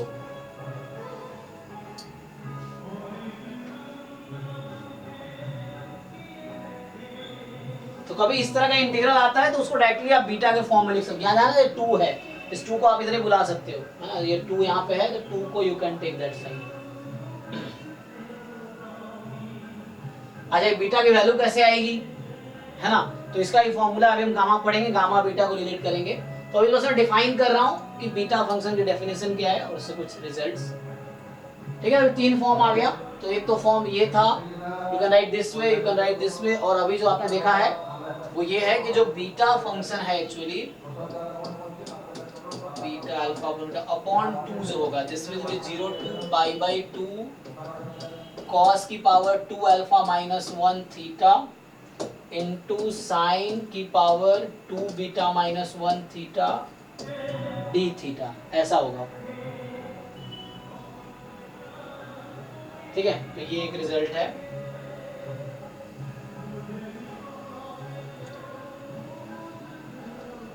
ये कुछ बीटा फंक्शन के है ना, डिफरेंट फॉर्म्स हैं।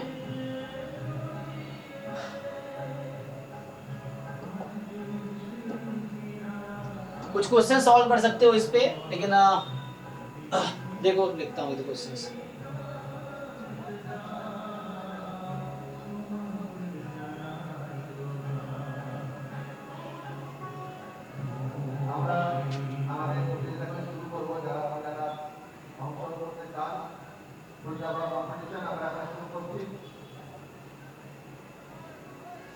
So question है evaluate the value of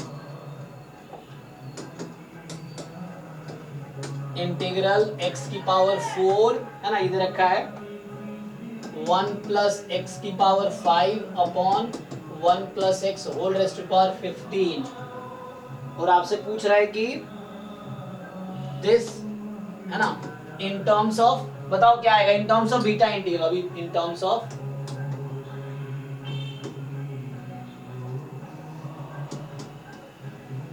beta function क्या आएगा, लिमिट क्या होगा, तो लिमिट चलो 0 से इंफिनिटी है, इजी है ऐसे तो।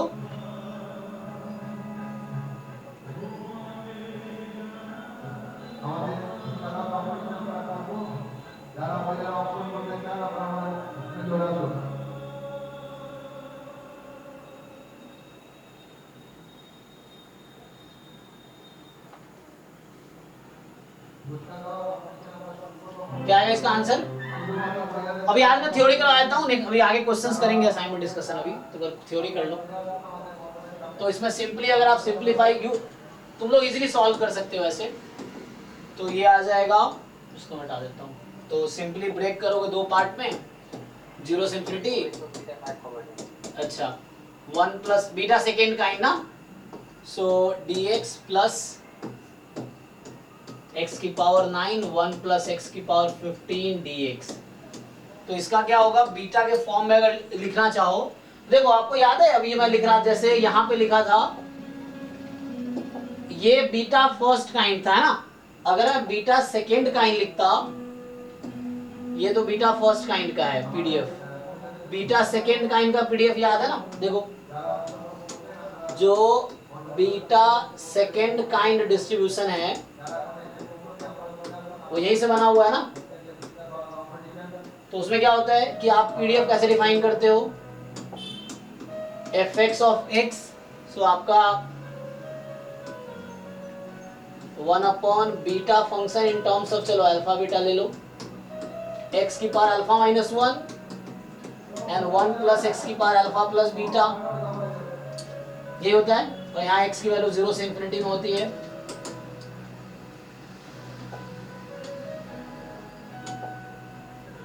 ठीक है ना, तो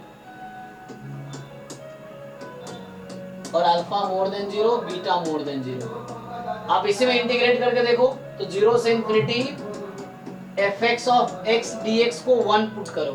तो you know definition of PDF क्या होता है कि नॉन नेगेटिव होगा और इंटीग्रल 1 आएगा, तो आप इंटीग्रेट करो तो वही इंटीग्रल ही बन के आ जाएगी।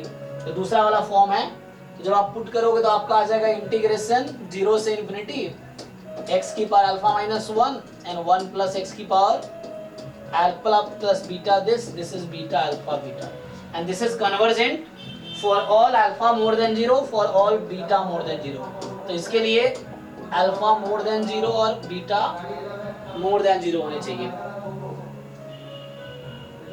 ठीक है, सो ये आ जाता है।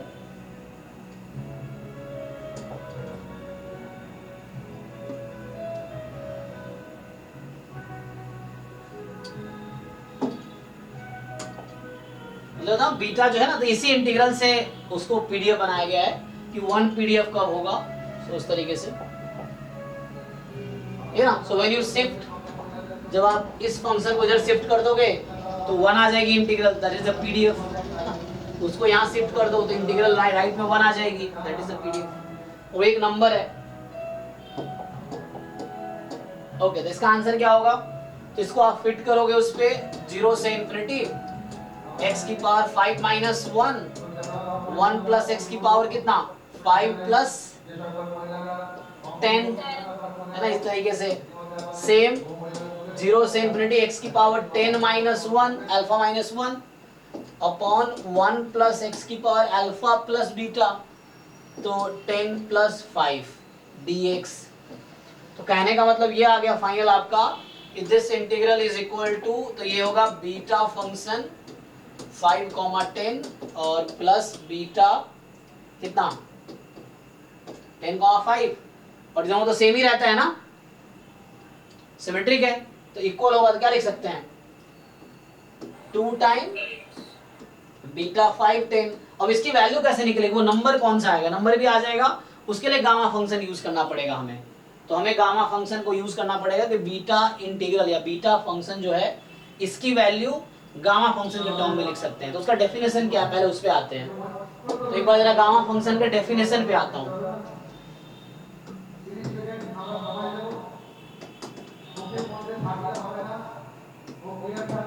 एक तो सिंपली आप लोग ये जानते होंगे गामा अल्फा है ना, तो क्या होता है ये 0 से इंफिनिटी e की पावर माइनस x की पावर अल्फा माइनस 1 dx है ना। So again this is convergent, तो ये theorem actually, this is our function, this is convergent if and only if alpha is more than 0। ये convergent होगा alpha more than 0 होने चाहिए।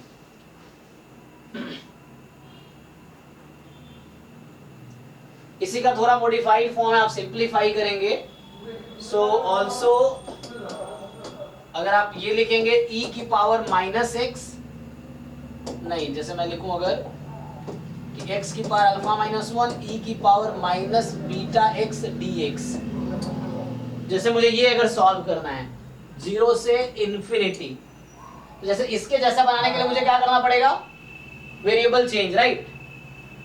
तो अगर मैं इस इंटीग्रल को सॉल्व कर रहा हूं, है ना, जैसे मान लो मैं प्रूव करके अगर आपको दिखाऊं कि ये क्या आएगी, ऐसे मुश्किल तो है नहीं, तो इसको मुझे गामा फंक्शन के टर्म्स में लिखना है ना, इसी से गामा डिस्ट्रीब्यूशन बना हुआ है, आपको याद आ रहा होगा। तो ये गामा डिस्ट्रीब्यूशन इसी की हेल्प से बना हुआ है।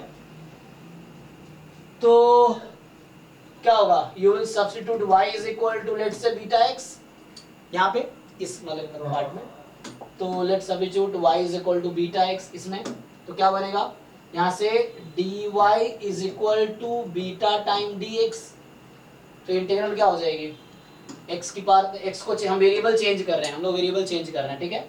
तो x की वैल्यू हो जाएगी y अपॉन बीटा, इसकी power alpha minus one, e की power minus y, and dx की वैल्यू यहां से निकालेंगे तो dy अपॉन बीटा, राइट, ऐसा होगा।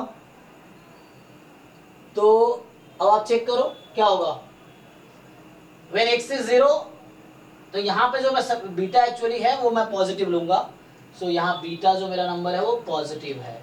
तो आप चेक करो, जैसे अगर मैं x 0 है तो y क्या होगा, 0 ही है, और जब x इन्फिनिटी है और बीटा पॉजिटिव है तो प्लस इन्फिनिटी ही रहेगी, क्योंकि अगर बीटा नेगेटिव हुआ तो माइनस इन्फिनिटी हो जाएगी ना, इसीलिए।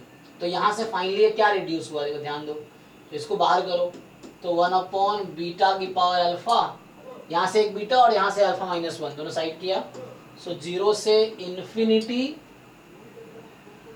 क्या बचेगा, y की power alpha minus one e की power minus y d y, and what is this integral, ये किसके इक्वल है, क्योंकि वेरिएबल से फर्क तो पड़ता नहीं है ना, तो आप y की जगह x रख दो, क्या फर्क पड़ेगा, राइट। तो y की जगह x रख दोगे तो क्या होगा ये, तो ये 1 अपॉन बीटा की पावर अल्फा, आप अगर आपको y से प्रॉब्लम है तो y की जगह x रख दो, कोई प्रॉब्लम नहीं है, e की power minus x d x. अब देखो इसको आपको दिख रहा होगा, तो ये तो मैंने डिफाइन किया था ना, ये डेफिनेशन है बीटा इंटीग्रल की, सॉरी गामा अल्फा की, गामा फंक्शन की। तो मैं कहता था किसके इक्वल आ गया, तो ये हो गया गामा अल्फा अपॉन बाहर क्या है बीटा की पावर अल्फा। तो मैं फिर से लिखता हूँ, देखो तो ये बीटा की पावर अल्फा है, तो मैं फिर से लिखता हूँ यहाँ पे, तो हमने डिफाइन किया गामा फंक्शन, ये फंक्शन है गामा, एक फंक्शन है जिसकी वैल्यू हमने ऐसे डिफाइन किया कि 0 टू इन्फिनिटी e की पावर माइनस एक्स, एक्स की power alpha minus one D x है। अब अगर जरूरत पड़ेगी तो हमें, है ना, मेनली जरूरत पड़ती है हमें इसकी जरूरत पड़ेगी कि x की power alpha minus one e की power minus beta x d x, 0 to infinity, तो यही इंप्लाई करेगा कि दिस विल इंप्लाई, हमने प्रूफ किया इसको, क्या प्रूफ किया, सो ये गामा अल्फा अपॉन बीटा की पावर अल्फा। और अब मैं कह रहा हूँ गामा डिस्ट्रीब्यूशन याद करो, सो गामा जो डिस्ट्रीब्यूशन हमारा है वो क्या होता है, तो मैं यही वाला फॉर्म लिखूंगा जिसमें ये आता है, तो जिसमें है ना ये, जिसमें ये बीटा के साथ, वरना बीटा को 1 बाई बीटा कर दो कोई प्रॉब्लम नहीं है। आप यहाँ अगर चाहें तो 0 से इन्फिनिटी x की power alpha minus one, e की पावर x को रिप्लेस कर देते हैं बीटा को 1 बाई बीटा से, तो यहाँ भी बीटा को 1 बाई बीटा कर दो, तो बीटा की पावर अल्फा गामा अल्फा हो जाएगा, कोई प्रॉब्लम नहीं है। अगर आपने बीटा को 1 बाई बीटा लिख दिया इस इंटीग्रल में, तो ये वाले इंटीग्रल ये बन जाएगी, चेक करो, मतलब आप यहाँ से रिलेट कर पाओगे, तो वो रट्टा नहीं मारना पड़ेगा, ये यहीं से आपको याद हो जाएगा। तो जिनको गामा डिस्ट्रीब्यूशन का पीडीएफ पता है, कोई वाला भी पीडीएफ, जैसे मान लो मैं ये वाला लिख देता हूँ, बीटा की power alpha gamma alpha x की पावर अल्फा माइनस वन ई की पावर माइनस बीटा, इधर बीटा यहाँ है इसलिए यहाँ पे आएगा, ये होता है x more than 0 alpha more than 0 beta more than 0। अब आप पीडीएफ को इंटीग्रेट करोगे 0 से इन्फिनिटी में, तो मुझे पता है डेफिनेशन 1 होता है, पुट करो इस पीडीएफ की जगह ये वैल्यू पुट कर दो, क्या आएगी, तो यहां से वही वाली चीज आ जाएगी, 0 टू इंफिनिटी x की पावर अल्फा माइनस 1 e की power minus beta x dx, जो मैंने अभी यहाँ प्रूव किया है ये वाली चीज, वो डायरेक्टली यहाँ से आ जाएगी। तो यहाँ से क्या आ जाएगी ये, इसको पुट करोगे, क्रॉस मल्टीप्लाई करोगे तो गामा अल्फा अपॉन बीटा की पावर अल्फा। देखो जरा ध्यान से, बताओ कुछ डाउट है तो इसमें। तो ये गामा फंक्शन का डेफिनेशन है ना, यहाँ पे अल्फा मोर देन 0 है तब ये कन्वर्ज करेगी, तब ये कन्वर्ज करेगी। तो इसी की हेल्प से गामा डिस्ट्रीब्यूशन डिफाइन किया गया है।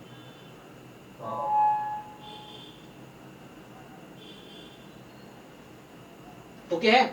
अच्छा तो कुछ वैल्यू चला कैलकुलेट करो, जैसे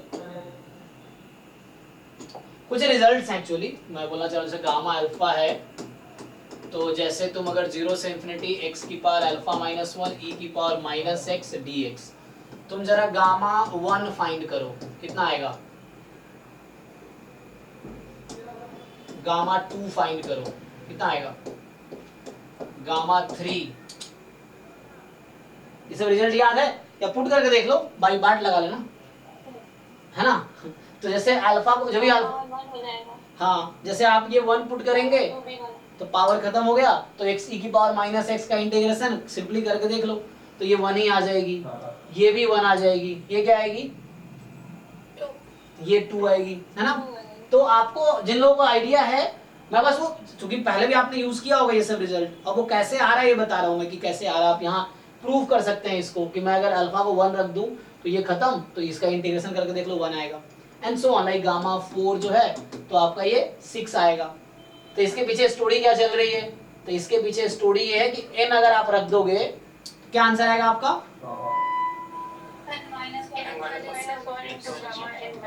मतलब अभी ये आएगा ना, फॉर ऑल, ये सिर्फ इंटीजर मतलब पॉजिटिव इंटीजर के लिए होगा।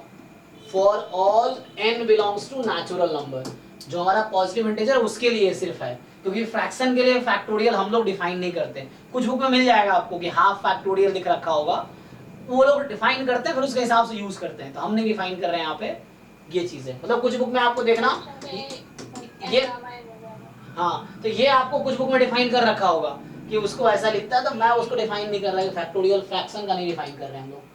अच्छा जैसे हाँ अब ये इन जनरल लिखोगे गामा अल्फा, इसको थोड़ा सा मैं सिंप्लीफाई करूं तो प्रूव कर सकते हैं हम लोग, क्या ये होता है रिजल्ट,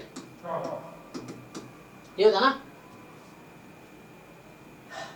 है ना। देखो यहां से अगर इसको मैं सिंप्लीफाई करूं, जैसे मैं गामा n को लिख रहा हूं n-1 फैक्टोरियल, तो इसको मैं लिखूं अगर n-1 बाहर कर लूं तो n-2 फैक्टोरियल, और n-1 तो बाहर है, और इसको मैं क्या लिख सकता हूं? गामा n-1, यही ना। तो ऐसा तो नेचुरल नंबर के लिए भी ट्रू है, और ये किसी भी रियल नंबर के लिए, मतलब like this holds for all alpha more than 0। तो ये रेस्ट्रिक्टेड नहीं है, ये किसी भी, ये फ्रैक्शन के लिए भी होल्ड करेगा, है ना। आप चाहो तो अल्फा को 1/2 रख लो, 3/4 रख लो, वो भी वर्क करेगा। बट ये सिर्फ नेचुरल नंबर के लिए फैक्टोरियल में, क्योंकि हम फ्रैक्शन का फैक्टोरियल नहीं लिखेंगे। So I will not write this formula for n is equal to 1/2। हाँ वो अलग बात है, अगर हम कैलकुलेट करेंगे गामा ऑफ 1/2, अगर हम फाइंड करना चाहे कर सकते हैं ना, यहाँ पे रख दो 1/2, क्या आएगा?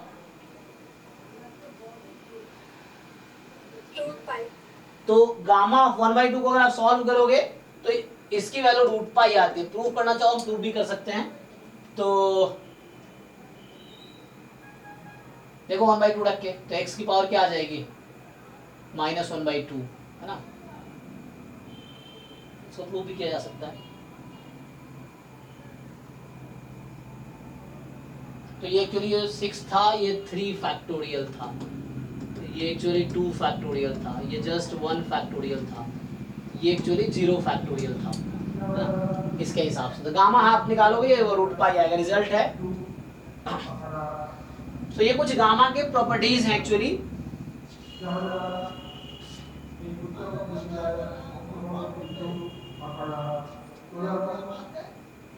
तो कई लोग इसी फॉर्मूला गामा n+1 में भी लिखते हैं, गामा n+1 के टर्म में लिखोगे तो n into gamma n, but this holds for है ना एवरी वैल्यू, नो प्रॉब्लम।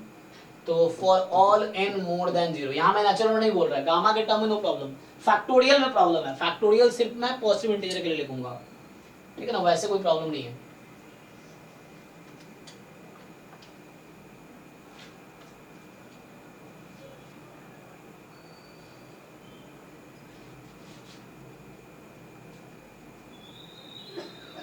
अच्छा, बीटा और गामा में क्या रिलेशन है, एक वो भी रिलेशन, फिर नेक्स्ट क्लास में इस पे क्वेश्चंस करेंगे, थोड़ी और थ्योरी बताऊंगा मैं। तो रिलेशन बिटवीन, अच्छा एक proper assignment beta gamma function पे ही है हमारे पास ड्राइव में, आप जाओगे ना तो वहां पे बीटा और गामा फंक्शन पे ही पूरा असाइनमेंट है। तो इंटीग्रल कैलकुलस का डेफिनेट का था, एक प्रॉपर बीटा गामा इम्प्रॉपर पे ही पूरा असाइनमेंट है ड्राइव में, जो है ना PYQ असाइनमेंट वाले में, इंटीग्रल कैलकुलस नाम से जो फोल्डर है उसके अंदर। तो अभी मैं बस फॉर्मूला लिखा के नेक्स्ट क्लास में आगे कंटिन्यू करूंगा। सो relation between beta and gamma function, ये तो ऐसे आप लोग जानते ही हैं क्योंकि प्रोबेबिलिटी डिस्ट्रीब्यूशन में अक्सर ये यूज कर रहे थे हम लोग। तो जो बीटा है alpha comma beta, beta function क्या होता है पता है ना सबको? हाँ, गामा अल्फा प्लस बीटा। जैसे अभी हम लोग पिछले क्वेश्चन में एक आंसर आया था हमारा बीटा 5,10, जैसे ये आंसर आया था, तो इसको लिख सकते हैं गामा 5 गामा 10 अपॉन गामा 15, ऐसा लिख सकते हैं। एंड देन इसको फर्दर गामा 5 को 4 फैक्टोरियल, गामा 10 को 9 फैक्टोरियल और इसको 14 फैक्टोरियल। फॉर्मूला पिछला वाला फॉर्मूला यूज कर रहा हूं मैं, है ना, ये वाला। तो फर्दर आप इसको सिंप्लीफाई करेंगे तो हम वैल्यू निकाल सकते हैं इजीली। तो 4 फैक्टोरियल 24 हो गया, 9 फैक्टोरियल रहने दो, तो 14 इंटू 13 इंटू 12 इंटू 11 इंटू 10, ठीक है, और 9 फैक्टोरियल को कैंसिल कर दो। अब इसको सिंप्लीफाई कर सकते हो, है ना, 12 से काट दो इसको 2 टाइम में, 2 से मान लो 7 टाइम में काट दिया, इस तरह कुछ आंसर आ जाएगा। तो न्यूमरेटर तो मैंने 1 बना दिया, डिनोमिनेटर 7 इंटू 13 इंटू 12 कट गया ना, 11 इंटू 10, तो ये कुछ आ जाएगा, ये निकाल सकते हो आप, चेक कर लो एक बार। तो ये आपके पास एक रिलेशन है बीटा गामा में फंक्शन में, तो ये आपको याद रखना है। बाकी गामा है ना वो हम चेक कर लेंगे।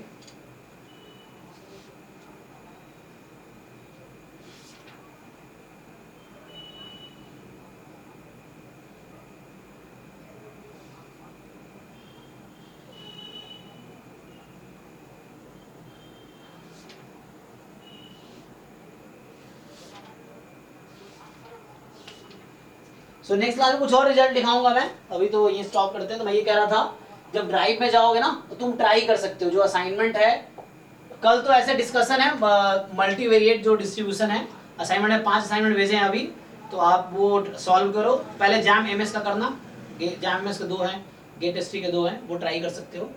और उसके बाद परसों इसका कुछ थ्योरी और बताऊंगा बीटा गामा फंक्शन का, और उसके बाद फिर हम क्वेश्चंस करेंगे। तो मैं ये बोल रहा हूँ कि असाइनमेंट आपको, जैसे ये ड्राइव में जाओगे ना, जो डिस्क्रिप्शन में लिंक है व्हाट्सएप ग्रुप के, तो उसमें जाओगे आप, तो सिंपली आपके पास, मैं कई बार ऐसे बता चुका हूँ, तो है ना, PYQ असाइनमेंट टॉपिक वाइज ये फोल्डर है, उसके अंदर ये जो इंटीग्रल कैलकुलस वाला फोल्डर है, तो इसमें ये आपको करना ही है, आप आई होप आप लोग कर रहे होंगे।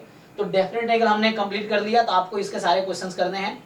जो डाउट होगा, अभी एक बार टॉपिक खत्म हो जाए फिर डिस्कशन होगा, तो ये करना है कंप्लीट आपको।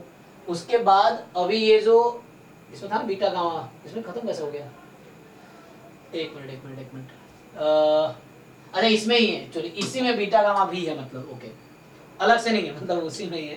तो इसमें बीटा गामा पे भी बेस्ट क्वेश्चन इसी में है एक्चुअली। तो जैसे डेफिनेट इंटीग्रल नाम का जो फोल्डर है, उसी फोल्डर में फंडामेंटल थ्योरेटिकल कैलकुलस हो गया, या जो आपका वो था क्या, लिमिट एज अ सम, है ना, तो limit of a sum form का, जैसे ये देखो, ये सिंपली आपको दिख रहा होगा, ये बीटा फंक्शन है ना, सिंपली कि बीटा है। तो इस तरह के एग्जाम में ये जैम 2017 MM में पूछा गया है ये क्वेश्चन। तो ये सिंपल आपको अगर दिख ही रहा होगा, तो ये बीटा के फॉर्म का है, बीटा फर्स्ट काइंड, वैल्यू निकाल के पुट कर लो। तो इस तरह के क्वेश्चंस हैं जो आए हैं फ्रीक्वेंटली, तो इसको आप सॉल्व कीजिए, ये आप ट्राई कीजिए। इसका डिस्कशन अभी होगा जब टॉपिक खत्म हो जाएंगे, तो नेक्स्ट क्लास में मैं और क्वेश्चंस करूंगा।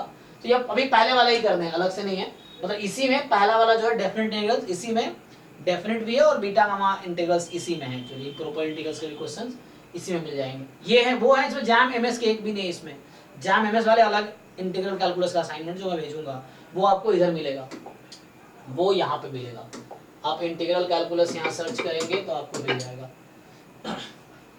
ठीक है ना। तो ये इंटीग्रल कैलकुलस जैम एमए, फिर इंटीग्रल कैलकुलस जेडब्ल्यू का है, ऐसे ही मिलेगा इंटीग्रल कैलकुलस आपका जैम एमएस का भी होगा इसी में, गेट का भी होगा, तो सारे मिल जाएंगे आपको इसी में इंटीग्रल कैलकुलस, है ना। तो आपको सॉल्व करने हैं जो भी असाइनमेंट, एटलीस्ट पीवाईक्यू तो पहले करना है ताकि आपको समझ आए एग्जाम में क्या पूछा गया है, ये समझ आए आपको, ठीक है ना। तो इस तरह से बहुत सारे हैं ऐसे। एनीवे, तो नेक्स्ट क्लास में अभी 7 to 9 जो परसों होगी उसमें बीटा गामा डिस्कस करूंगा, फिर हम उसमें कुछ क्वेश्चंस भी करेंगे पीवाईक्यूज के। ओके, तो अभी के लिए आई थिंक स्टॉप करता हूँ, 9 to 11 कंटिन्यू करते हैं, ठीक है। तो थोड़ी देर बाद, चलो अभी के लिए thank you and good night, इसको अगले क्लास में कंटिन्यू करूंगा।